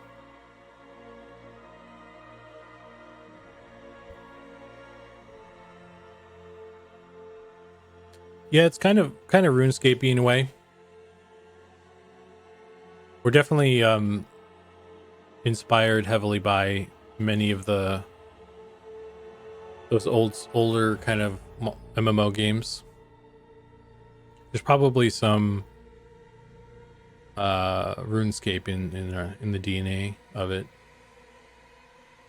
I didn't play RuneScape, so I'm not really familiar with it enough to tell you. But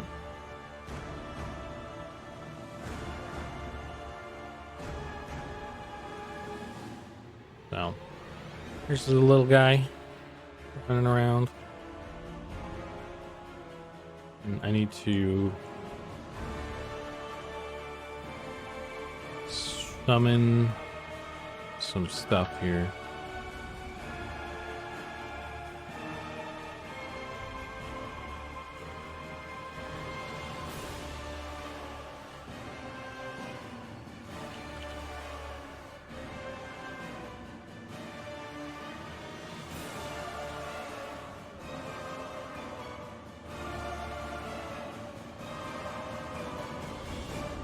Cool.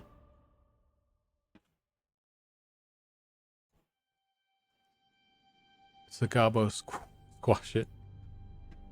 Yeah.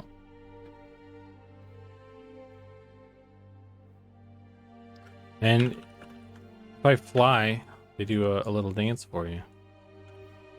Isn't that nice? I just found M&M the other day. Is the idea to start low poly and build up, or is this the final look? This is the final look. We're definitely intentionally doing the low poly thing. I would say that there's if you look around here, this is a lot of placeholder or no textures at all. I think when it comes to textures, we're still trying to improve that area and push it further, or at least push it to a more polished state. I think we're in a lot of areas where we're like that, but our goal is intentionally low poly models, hand painted textures, that sort of thing. So we will not be doing there won't be a point at which where we kind of replace everything with high poly models and that sort of thing, or we're not even using specular maps or metalness maps or any of that stuff. We have it's just a texture. Yeah, we have no Luckland model upgrades planned.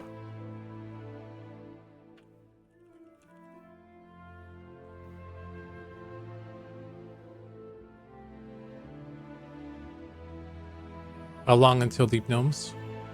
Maybe sooner than you might think. Who knows?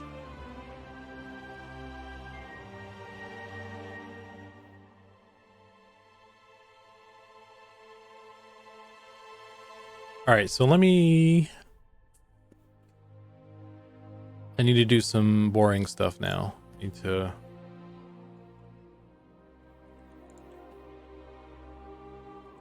get this all imported.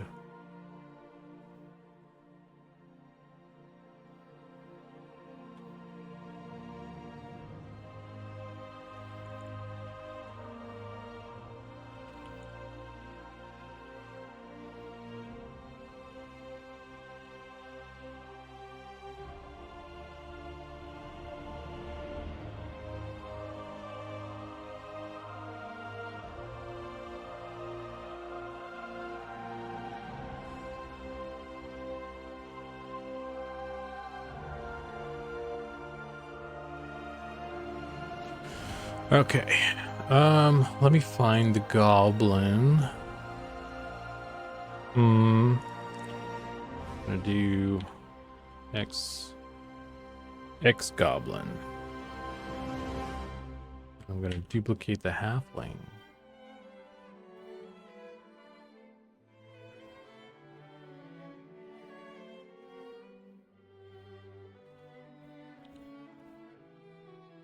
And this is what I want.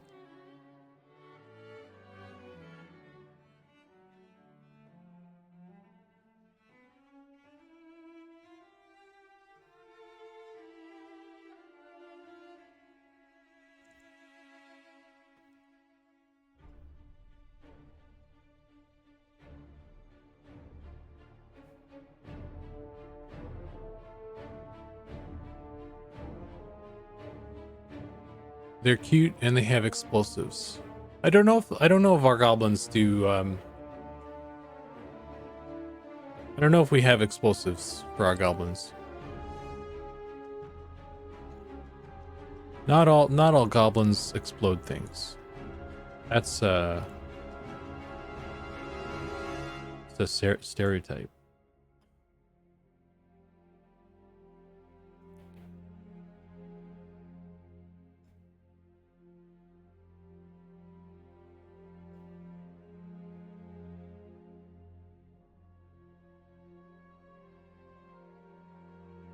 But it maybe. You'd have to ask the goblin experts on the team.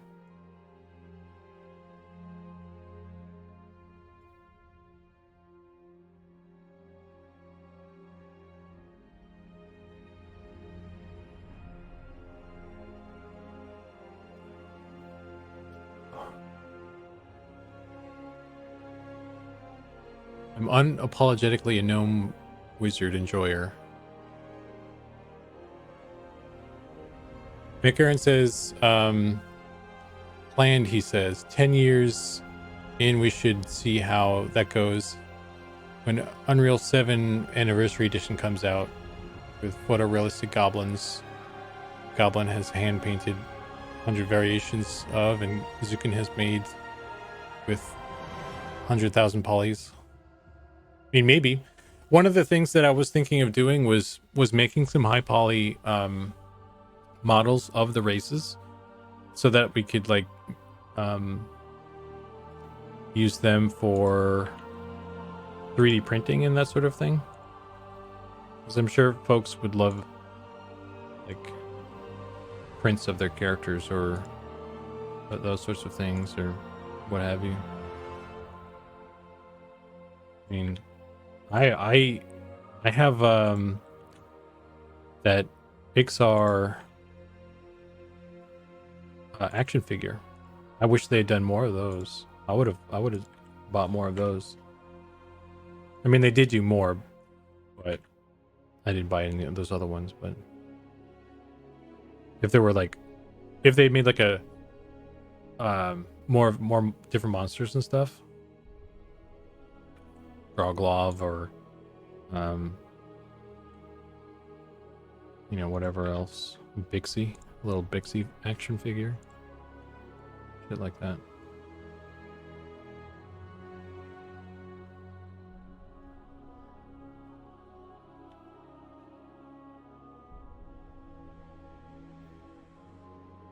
Is that everything?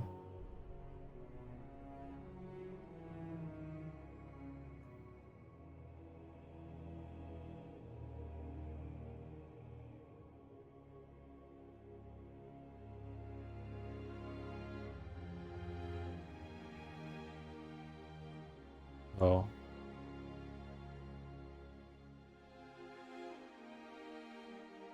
Missed this one though.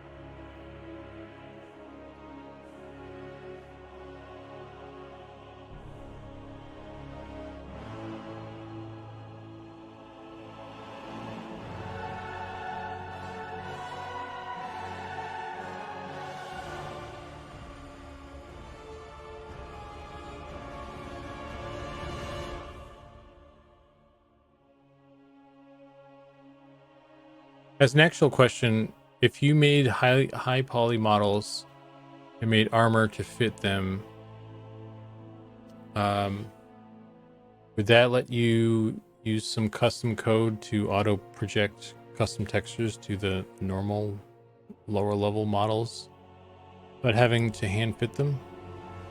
Or is that just needlessly complex? I don't think there's a way to do it without doing it by hand, unless unless that's something that AI could figure out how to do for us. If you I think because of the way we designed our characters, we have kind of drastic changes in shape and size for our mobs, our models. And so we can't just take, like, if I modeled out like a plate armor set for the human, we can't just stretch and squash that to make it fit on the ogre or the troll, or even the dwarf. The body shape is too different for it to just work like that. Like, you'd have to go in manually and move some stuff around, I feel like. So if we had made our characters from the start with that intention in mind, then maybe we would have tried to keep the shape of things a little bit more toned down so that it was easier to do that projection. But since that wasn't our goal from the start, we didn't have to worry about that. So we went kind of hog wild with some shapes and things. And so if we tried to like do that now, like we didn't prepare for that inevitability. It's not an inevitability in our case, but we didn't prepare to do that. So we're not in a good position to then change our mind suddenly and make it easy on ourselves. Like, it would be a lot of work. It would be a change in direction of how we do stuff. So, and I ain't got the energy to do that right now. I tell you, I'm an old man on my last leg.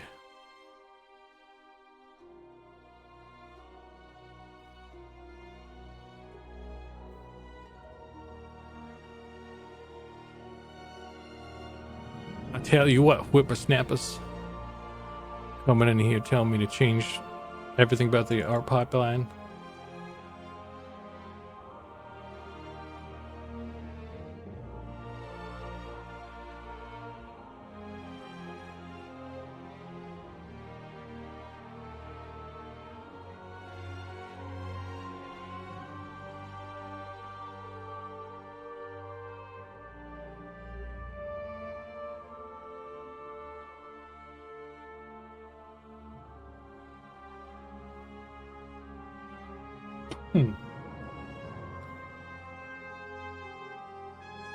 Not sure why, but I like having statues, figures of random mobs with the melee creep from League.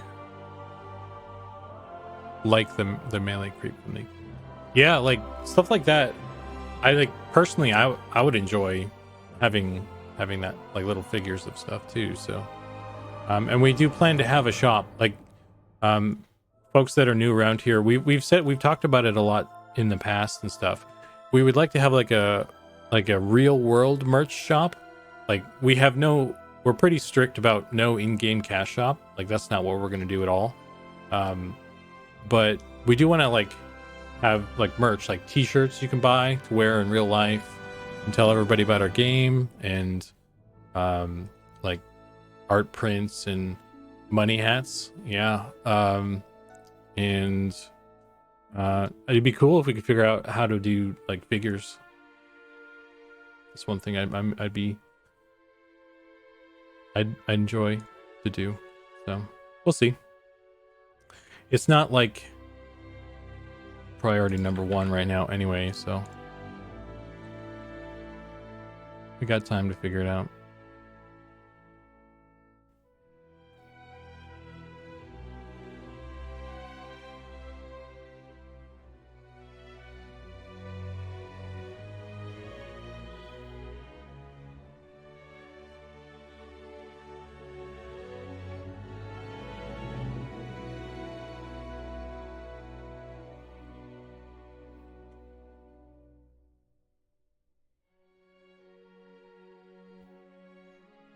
Got a lot of goblin skins here.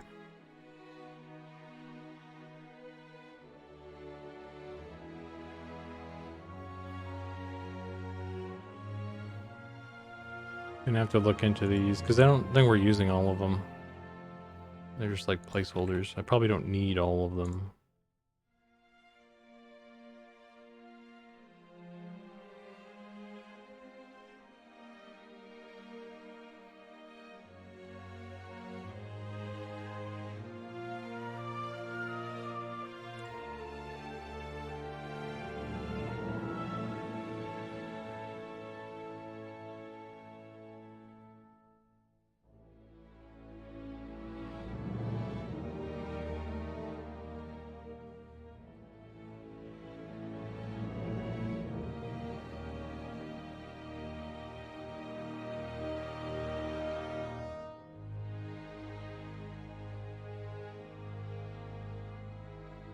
Okay.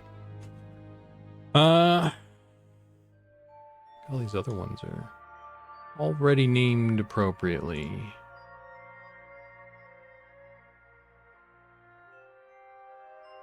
Cool.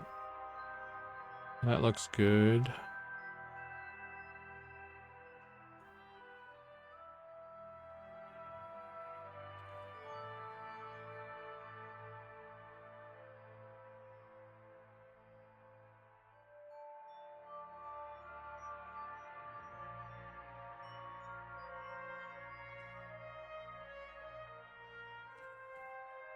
Okay, so let me import the new guy because this one needs to go.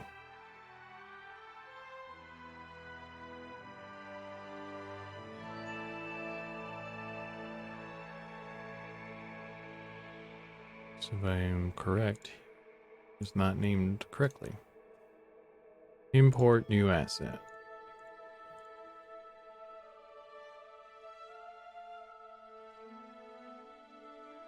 Goblin male.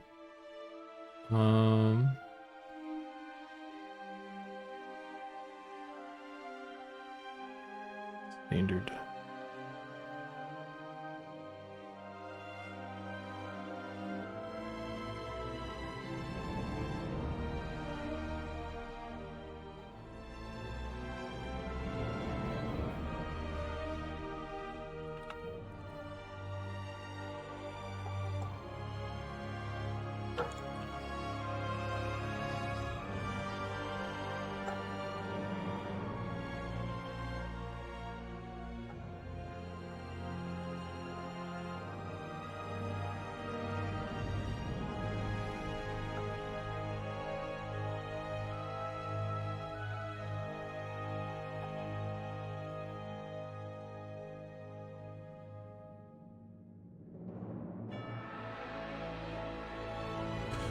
Bit of a random thought.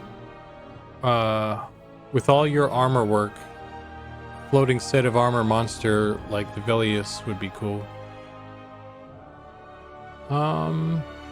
Like an enchanted armor.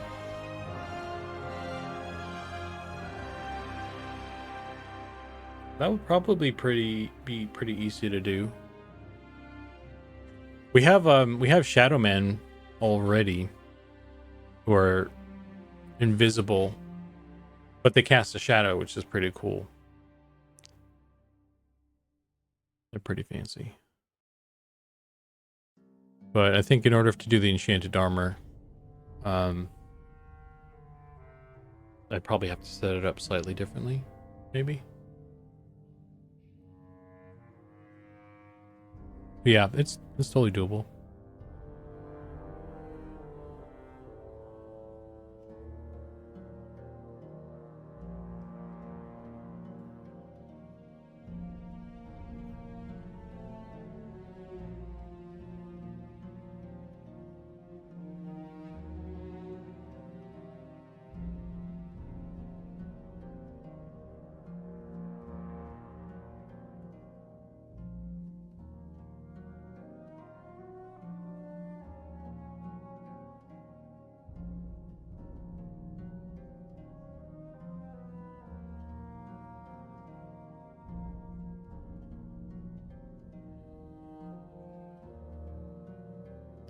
Goblin. Why? Turn this on too. I forgot to turn this on. Ears. Pose ears. That's it. And he's got the shawl, right? Put that in here.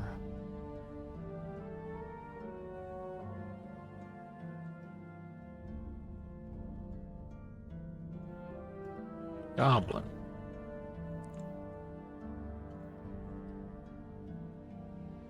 Okay.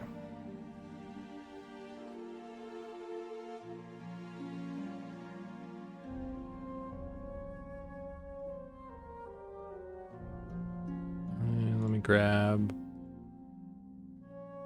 all this stuff. Copy component.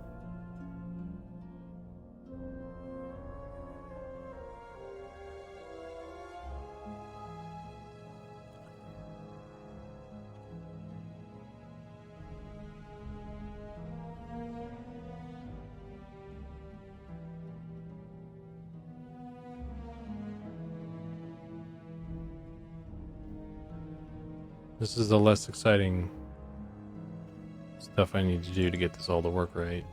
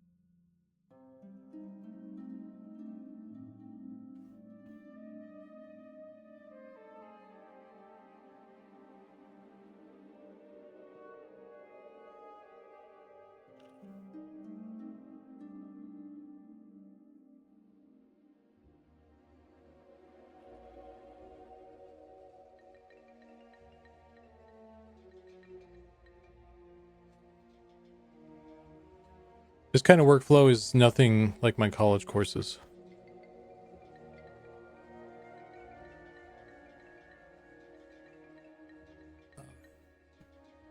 Even doing stylized hand-painted textures like Genshin Zelda, I'm trying to think how I'd paint to grayscale all the details. Does this workflow have a name? I don't think so. I mean, there's no one way to do it. Ultimately, what you need is a grayscale texture with a model that fits to it. So, however you get to that result is really up to you, because you can paint it. You can straight up paint it. Like I'll tell you a couple of different ways that I approach it. Number one is, model. You have the model, and then you throw that model in 3D coat, and then you just paint it. You paint it in grayscale, and then you're done. Another way to do it is have the model start painting in 3D coat, but paint in color. And then when you're done painting in color, you desaturate it, and then you have grayscale texture. Another way to do it is another way I have done it for some of this stuff is I crack open ZBrush and I start sculpting. I sculpt out as far as I feel I need to.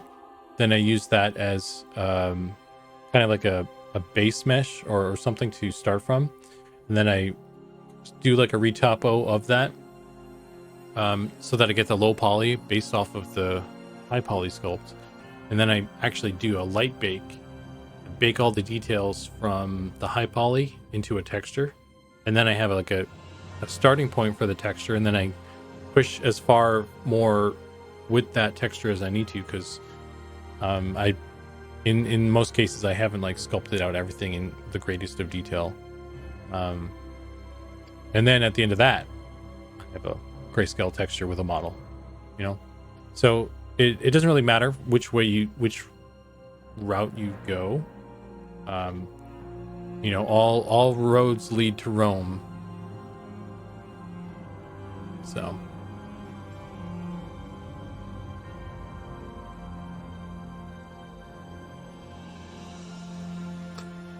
we got a little ad break here, and so I'm gonna take this time to AFK real quick. So I'll be right back, and then we'll continue on. All right, one sec.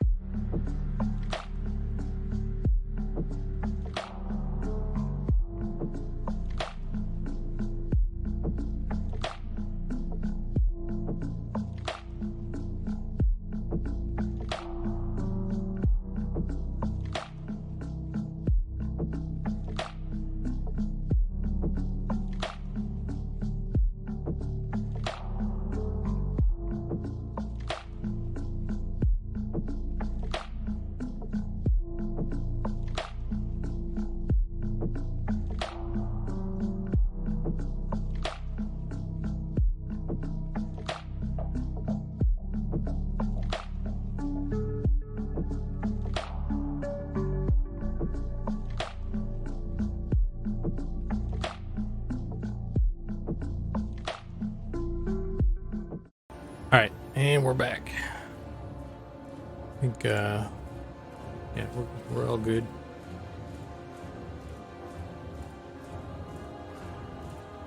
I do know a video, if I can find it, that would help you out. I think. Let me see if I can find it.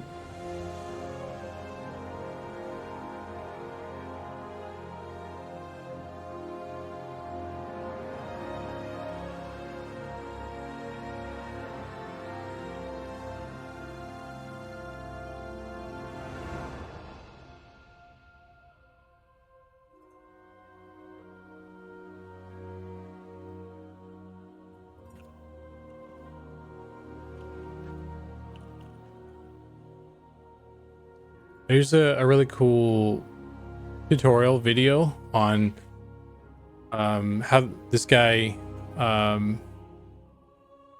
Michael Frent here, I'll show this.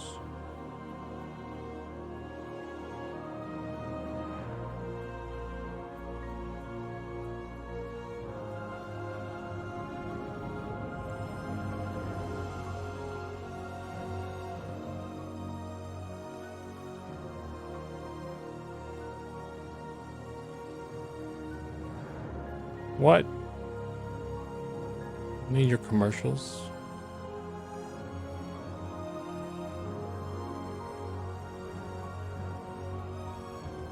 Get out of here.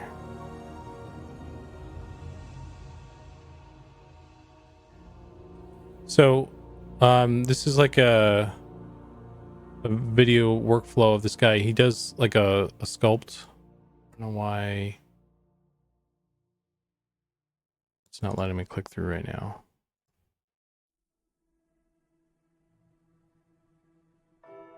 This is being dumb. Well, I guess I won't be clicking through that then. Anyway, so he basically sculpts out a whole character in ZBrush, and then he does it like, this is where I learned how to do it. It's like, so you sculpt it out, and then you take the high poly, you make a low poly, you bake all the information from the high poly down to the low poly as a texture, and then you throw all that, you throw the low poly in with that texture into 3D coat, and you just keep painting away on it and stuff. So I think it's a really cool workflow. You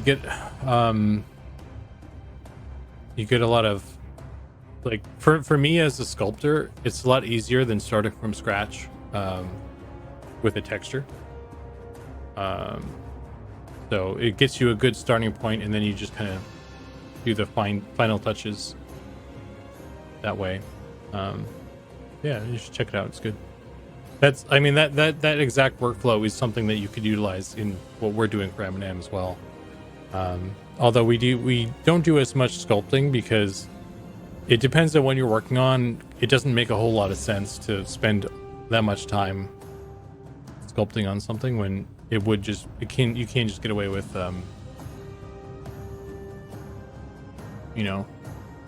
just painting it. So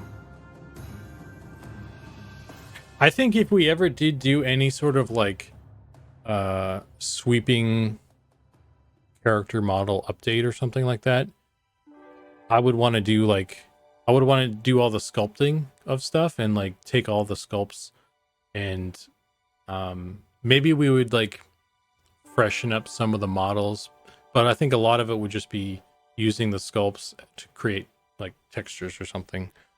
I don't know, that's how I would do any sort of Lachlan update type thing. Okay.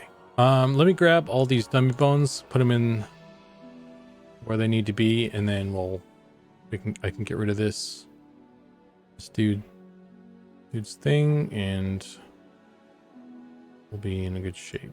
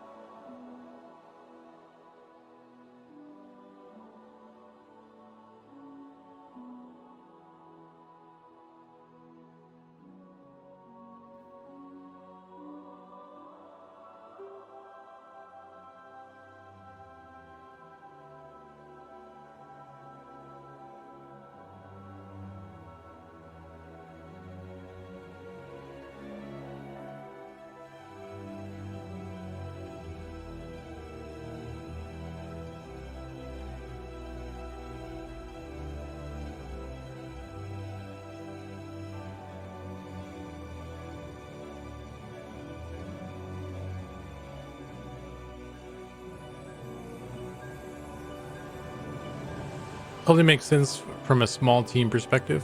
I guess in college is just make the best thing you can, so that's what I'm thinking. Yeah. College is I mean, it's not too different in some ways.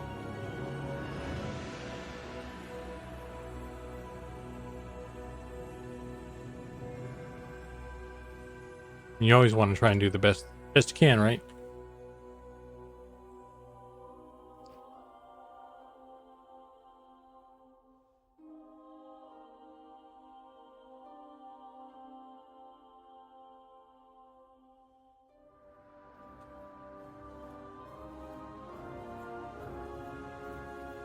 College teaches theory. Very rarely does it give you a real world hand-on training. Yeah, that's true as well.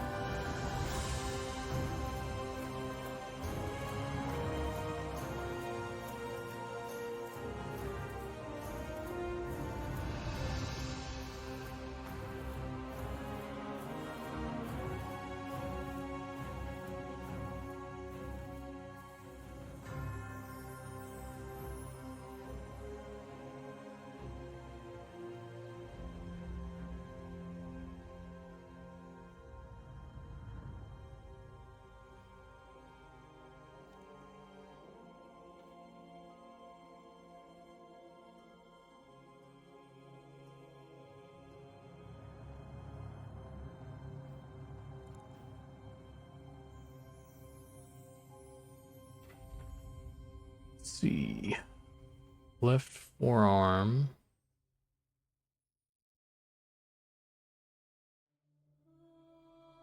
Left weapon.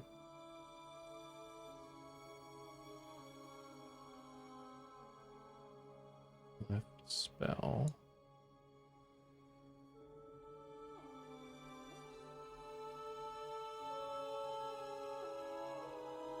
All right, I think that's everything. Oh, it's not everything. I just remembered.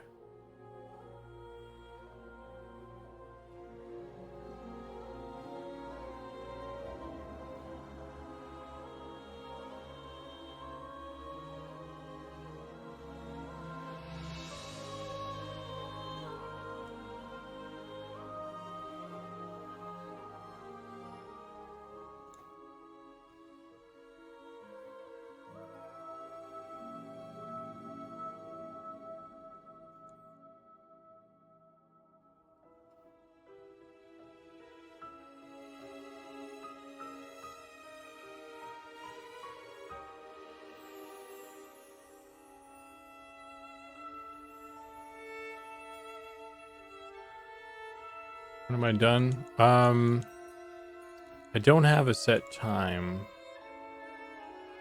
I'd like to try and get through finishing up this stuff. I'm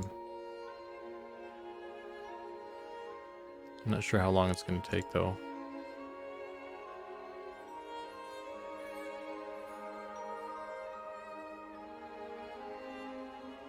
Getting kind of close to finishing this though.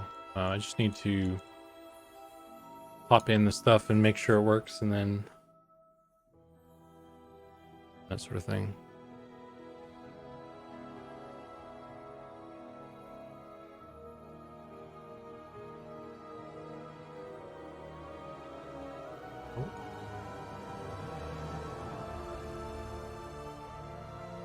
Okay.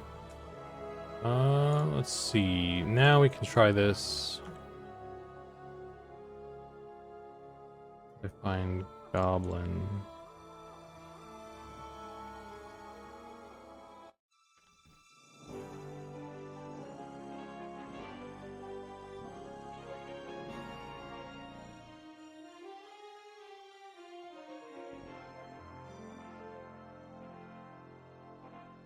Goblin doesn't have a lot of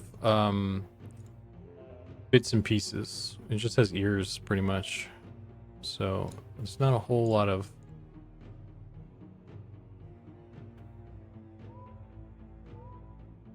cleanup that I need to do, which is good.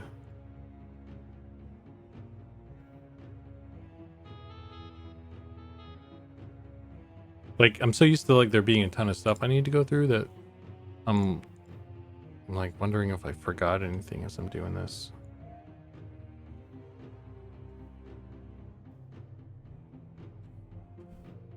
Problem with college and university is you have so many courses yet so little time to be able to do something good.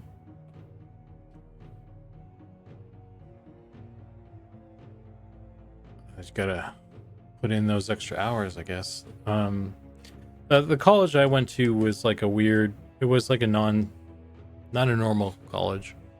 I think I probably could have spent more time working on stuff than I did. Probably should have spent more time.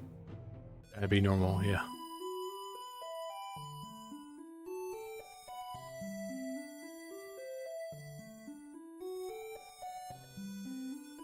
All right, look at that. Keeps working.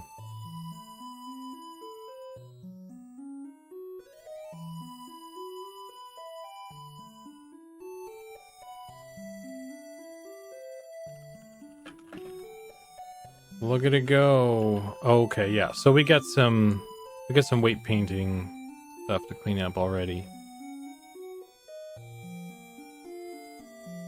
But everything else looks okay. That's good.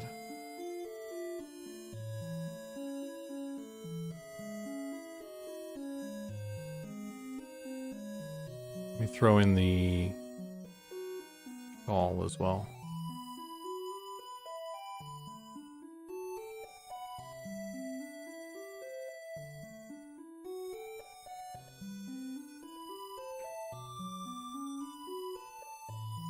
Whoa.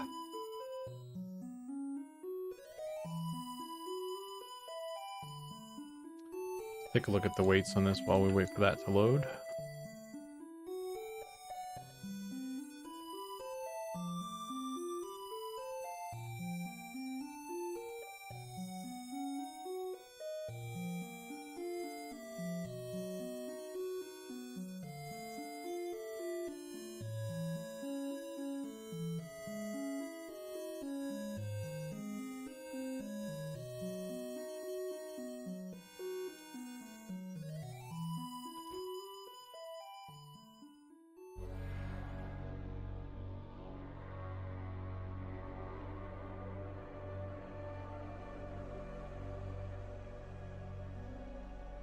I don't think we want any of these.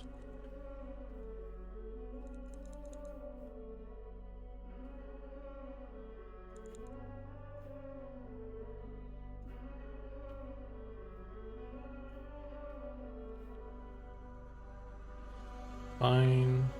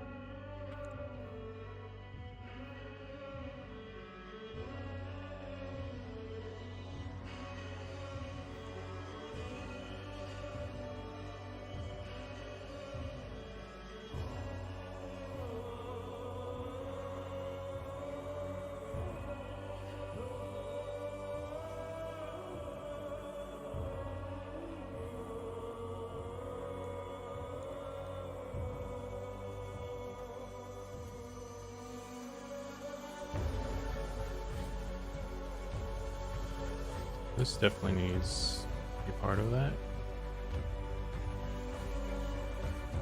None of this needs any of this.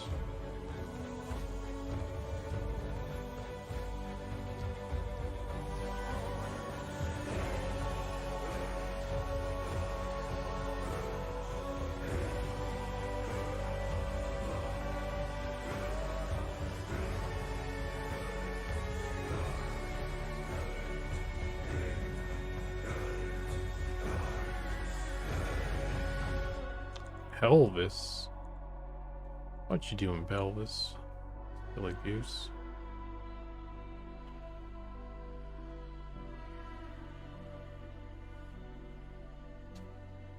Okay, let me find shawl. I need to add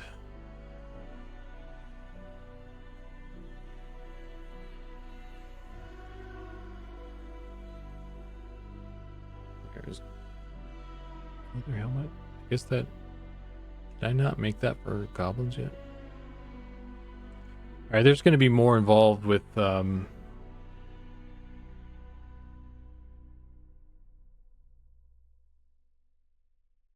there's still like a bunch of helmet stuff I still need to do for them, I guess. But I won't do that today.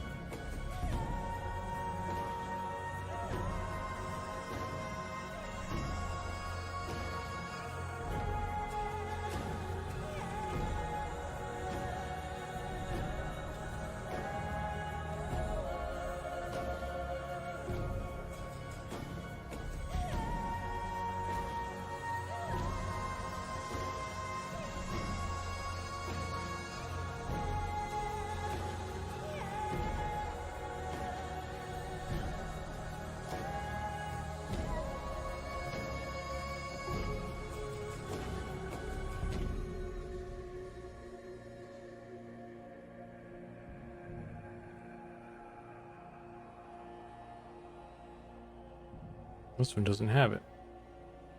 Interesting. We'll leave him alone. Okay.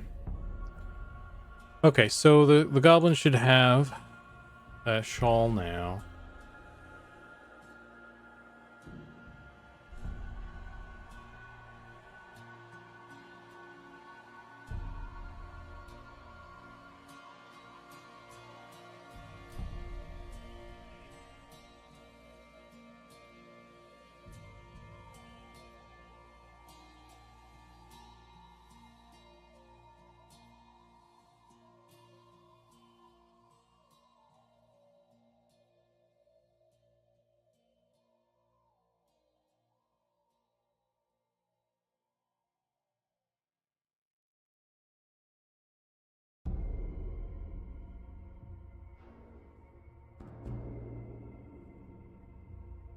He's got a shawl. Look at him go.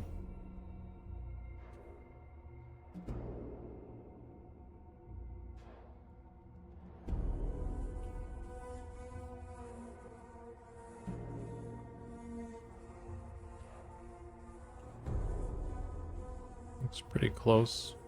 It's probably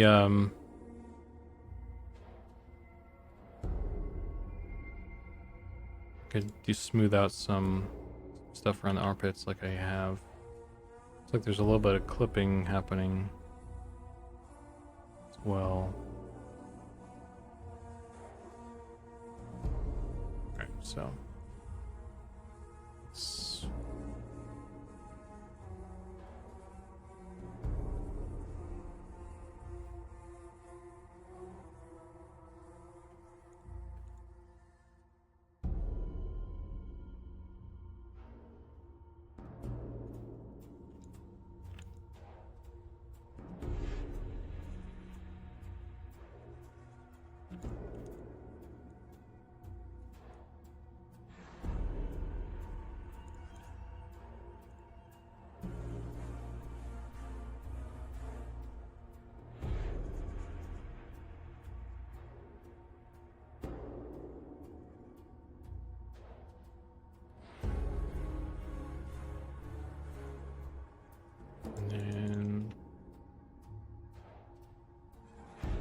got the shawl.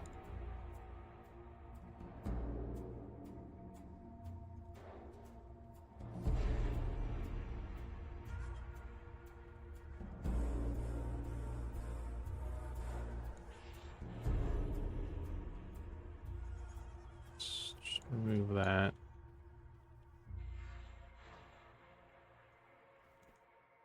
Spline 3 will add some stuff there.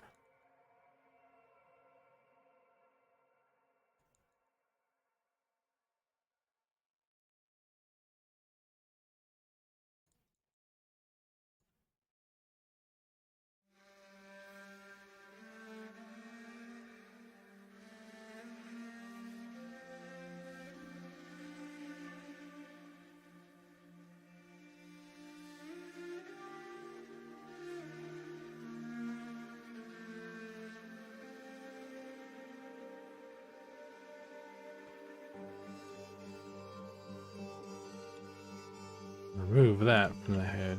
I want that.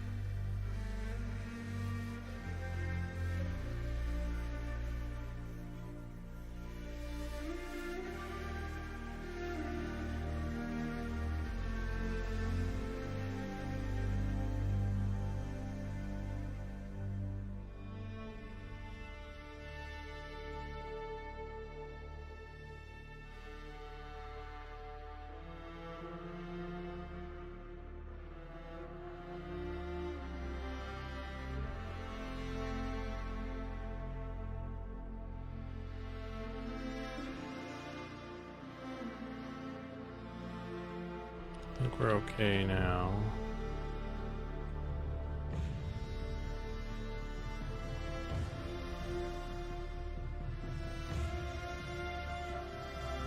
Let's see how that goes.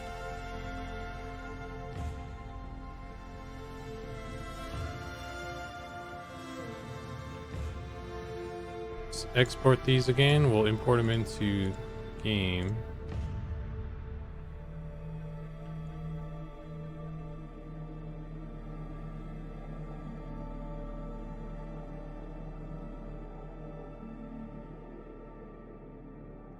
And try them out.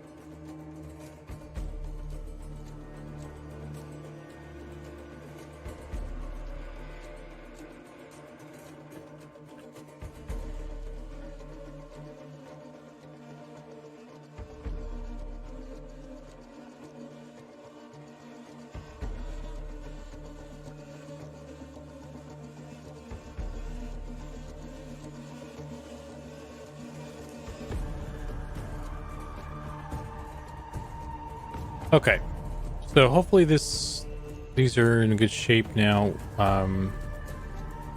There's a little bit of a thing already. Hey, Scruffy Bard.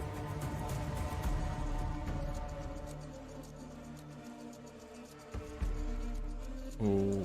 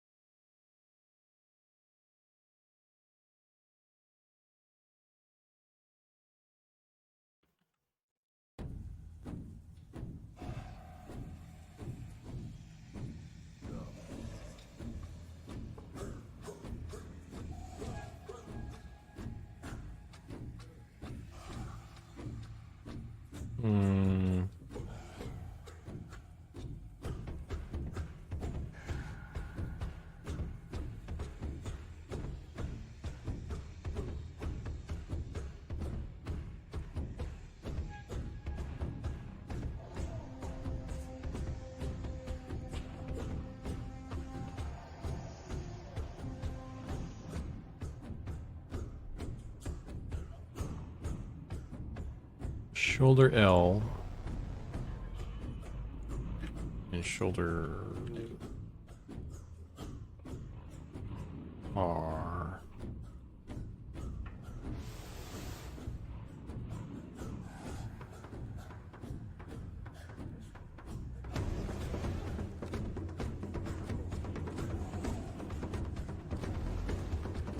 And upper arm L.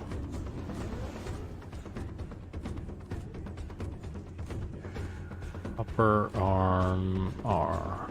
C. Let's try that one.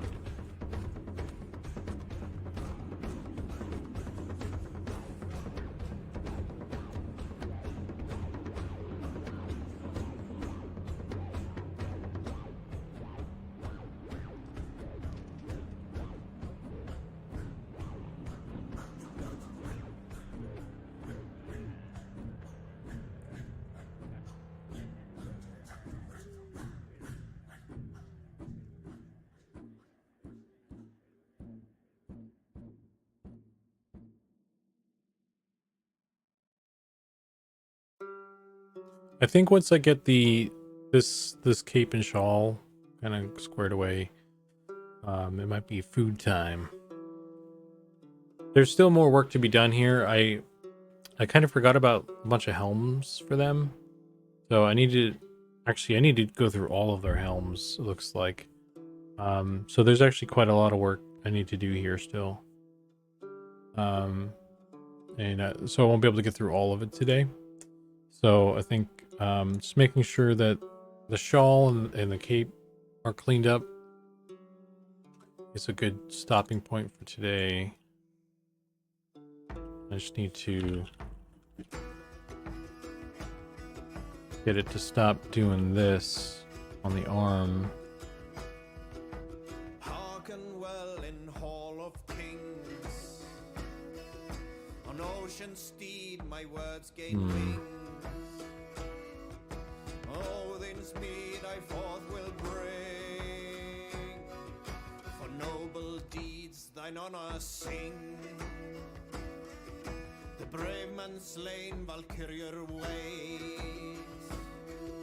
Reward for strain to Valhalla takes. Then horns resound the mighty hall.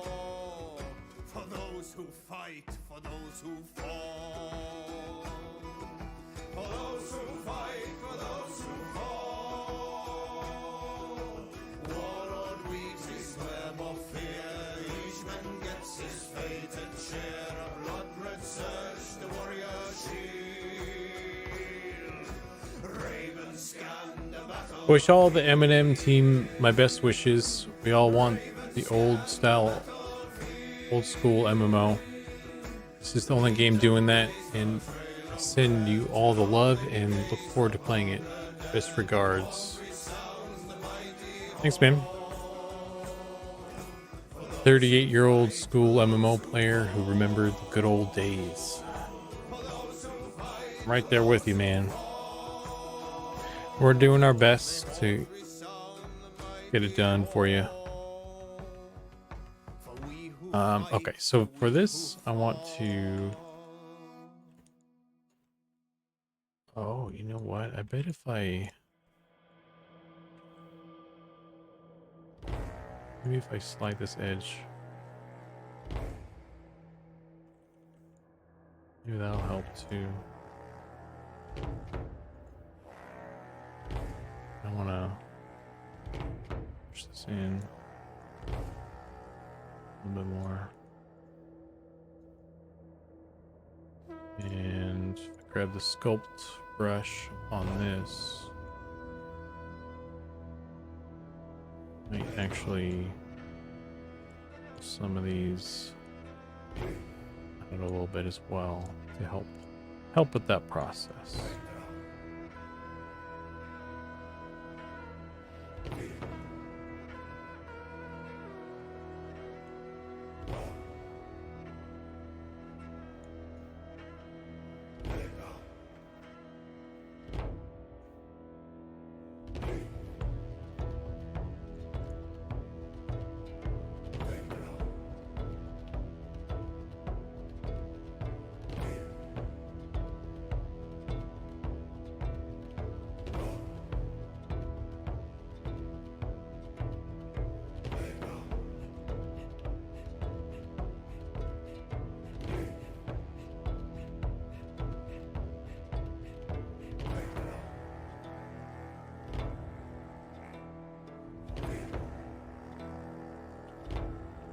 Okay.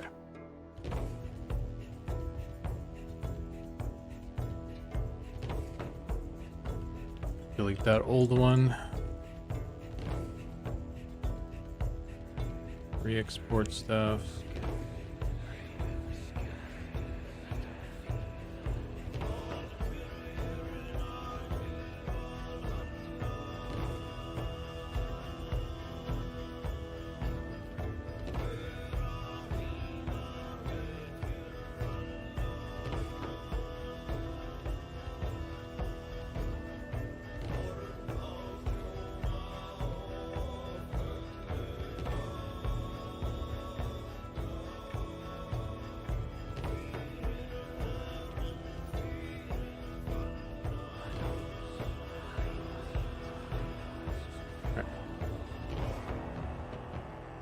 I played Anarchy Online on release. It was a golden age. Same with Asheron's Call when it was new. It was a crazy time. I missed those ones, but EverQuest was my bag. I played that. I played EverQuest. I don't know if it was right at release, but it was definitely. I definitely played it during Classic era because I have a distinct memory of getting Kunark for Christmas, so we definitely played it before then. I had a halfling druid. I had the old stone UI, and you'd have to stare at your book, and you couldn't see anything when you were meditating. I was there, Gandalf, 3,000 years ago.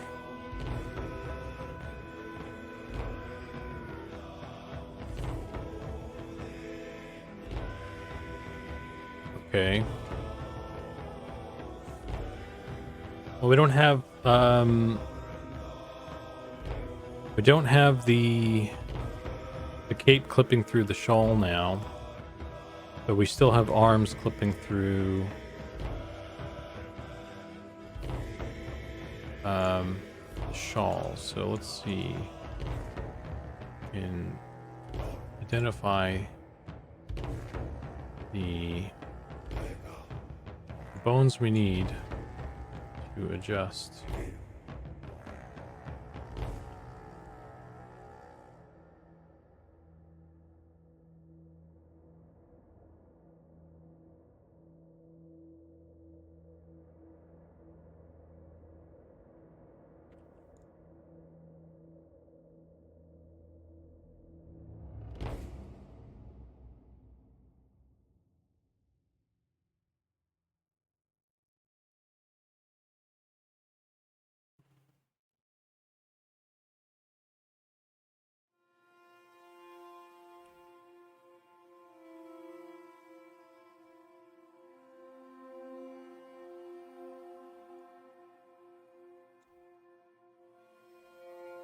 So, paint. All right. What do we need to adjust here? Okay, well, this is pretty obvious. Let's just try and subtract some of this from here.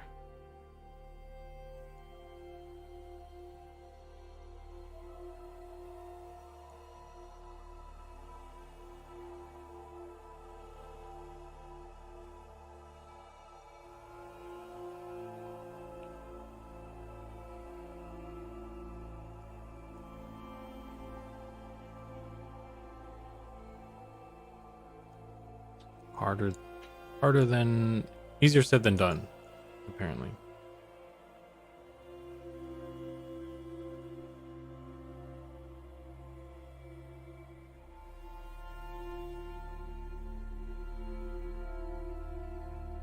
You'll need it a little bit, I think. At least the transition, that clean.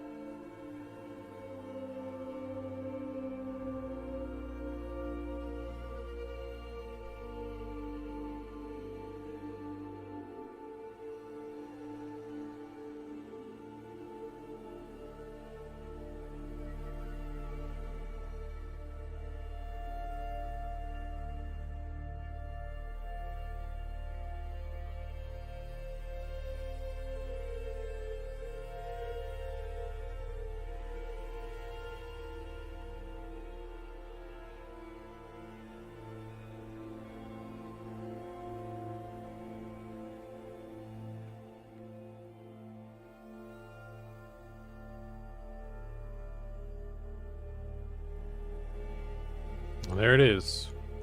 Spine 2, ruining the day. What a jerk.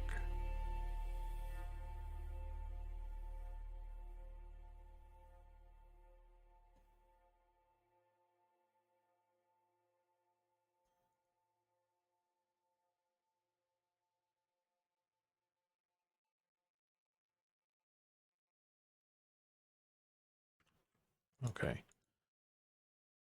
Let's see how that looks.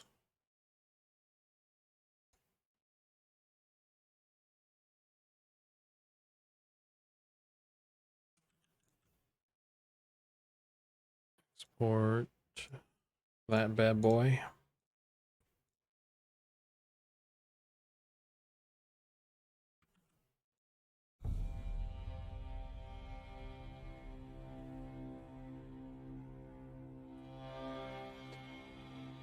Remember having to buy a new video card for Kunark? I don't think we did that. I don't remember having to do that.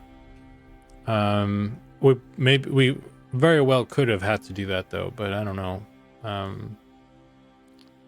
Remember we had a voodoo card at some point somewhere.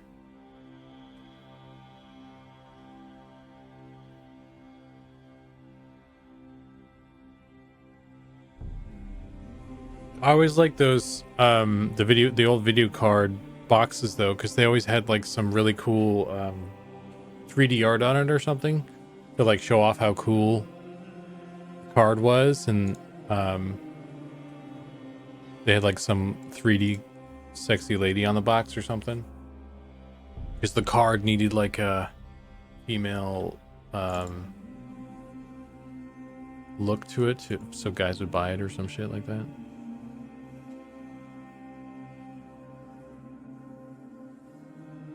All right.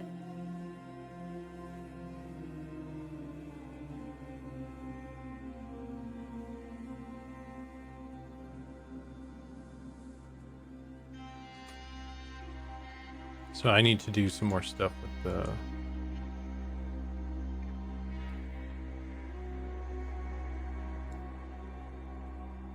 upper arm,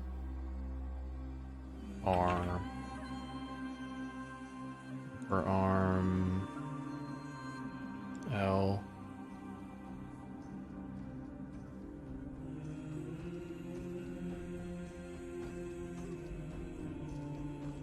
Shoulder L.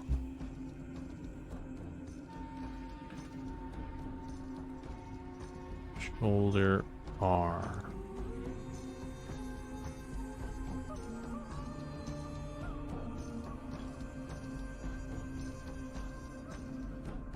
I miss big honkin' PC game boxes with manuals. Me too, man. You know what I miss? I miss going to a computer store and like walking down the video game aisle. Like we have here in California, we used to have Fry's Electronics. I guess they went out of business during the pandemic.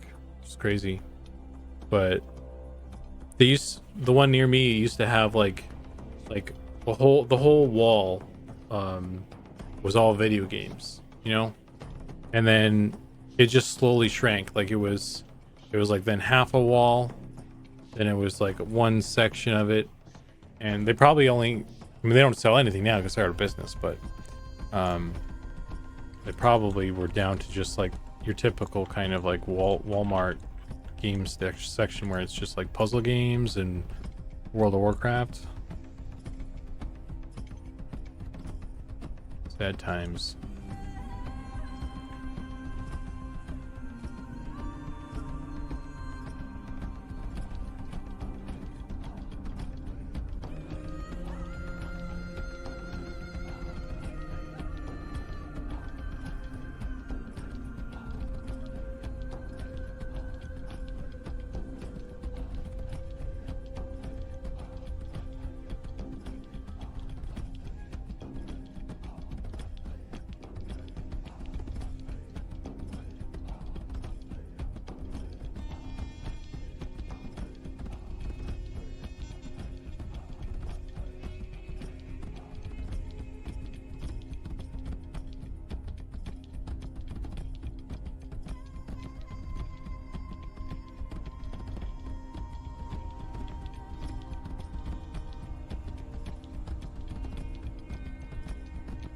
Diablo 1 was rad though. I actually remember, I think it was a CompUSA that we went to, and they had a display PC up there in the game section.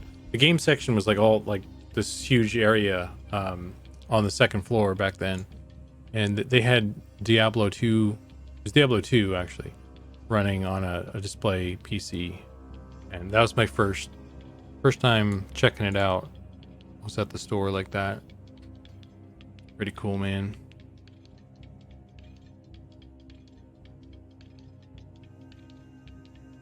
All right, this little fucking thing is being a bitch.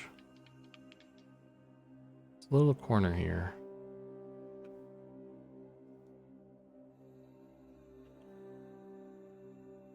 Everything else is looking good though.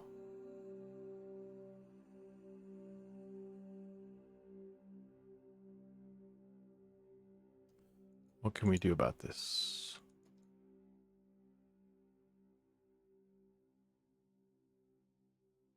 Is it a matter of just pulling in this farther?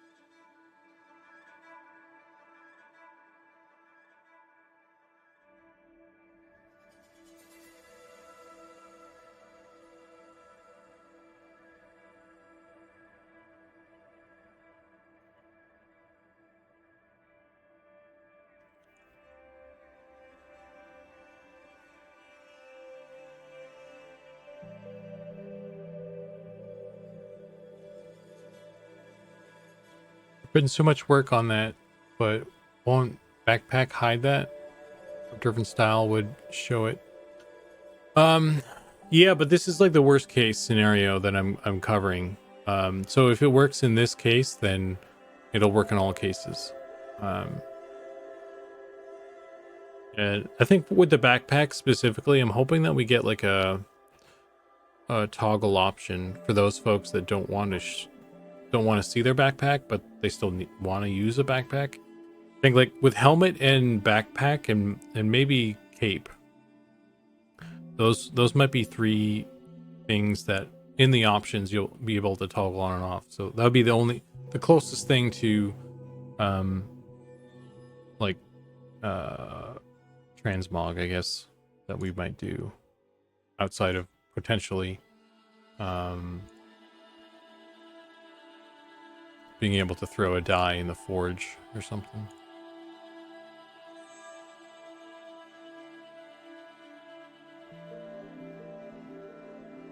But for a lot of capes and stuff, you won't run into this issue. But if you happen to get this combination of long cape plus long shawl, then it'll be covered, right? So.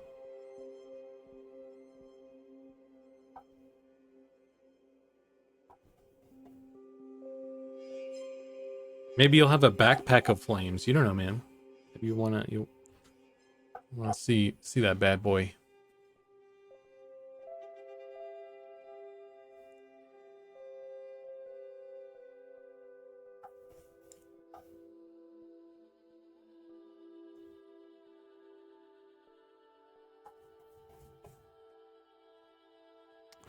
I think that did it.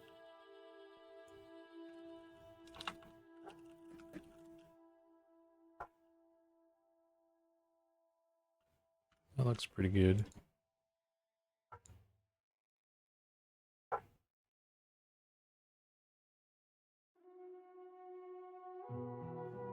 Yeah.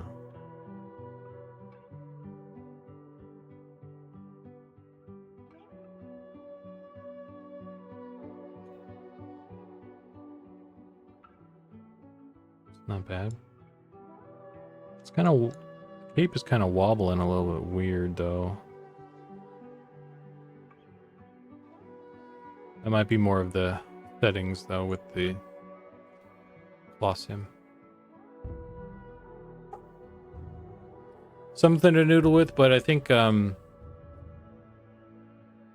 that's another day kind of thing. I think this is about where I wanted to be. So this is a good point to stop.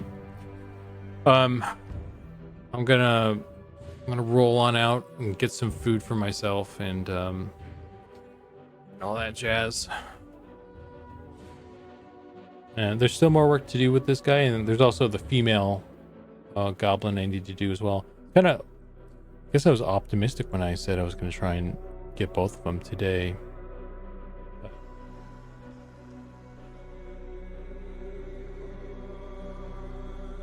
We'll get him in time.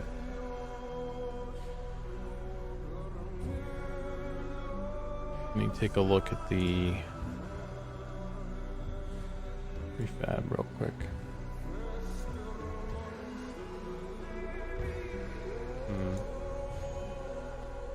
Oh, does this have...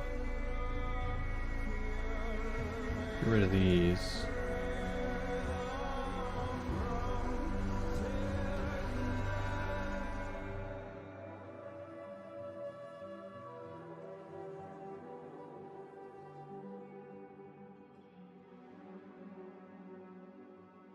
I mean, Guck, if you want to come along, no pressure. Okay, yeah, man. Might need help getting down there. Let's see, is there anybody we can...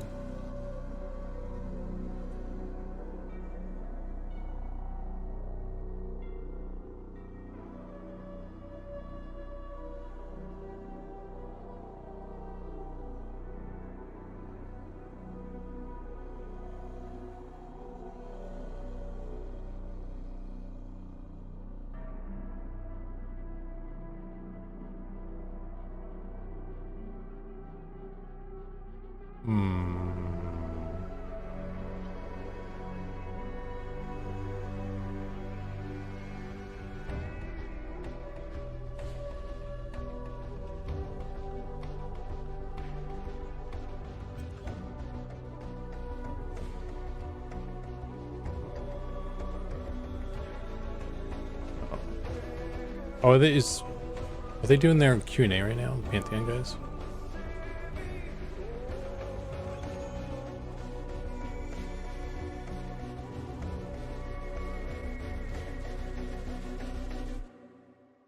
Not sure. Yeah. Anyway, I'm just gonna pop back in real quick just to see what those changes did, if anything. And then, oh, that looks different.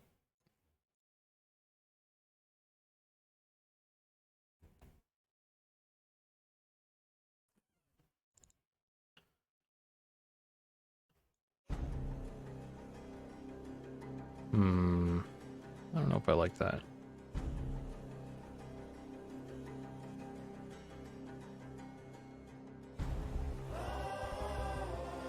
Anyway.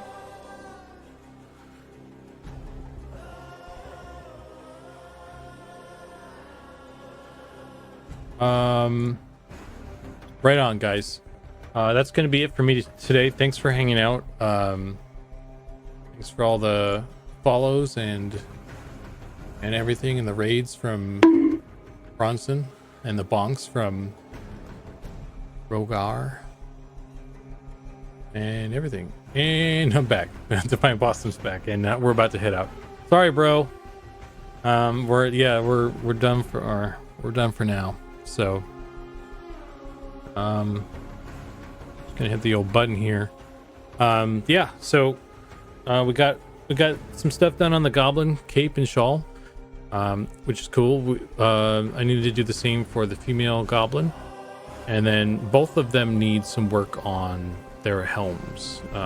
So I think what I'll probably do next stream, maybe what I'll do is just work on the female Goblin, get her up to where this dude is, and then I'll just do the helm stuff like off stream a different day or something, because y'all don't want to watch that shit.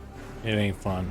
It's not exciting. So, but until then, We'll probably maybe we'll do that tomorrow. Maybe I'll come back tomorrow and do some more stuff. Goblin looked great for 30 seconds. Yeah. All right, guys. Thanks again, and I'll catch you next time.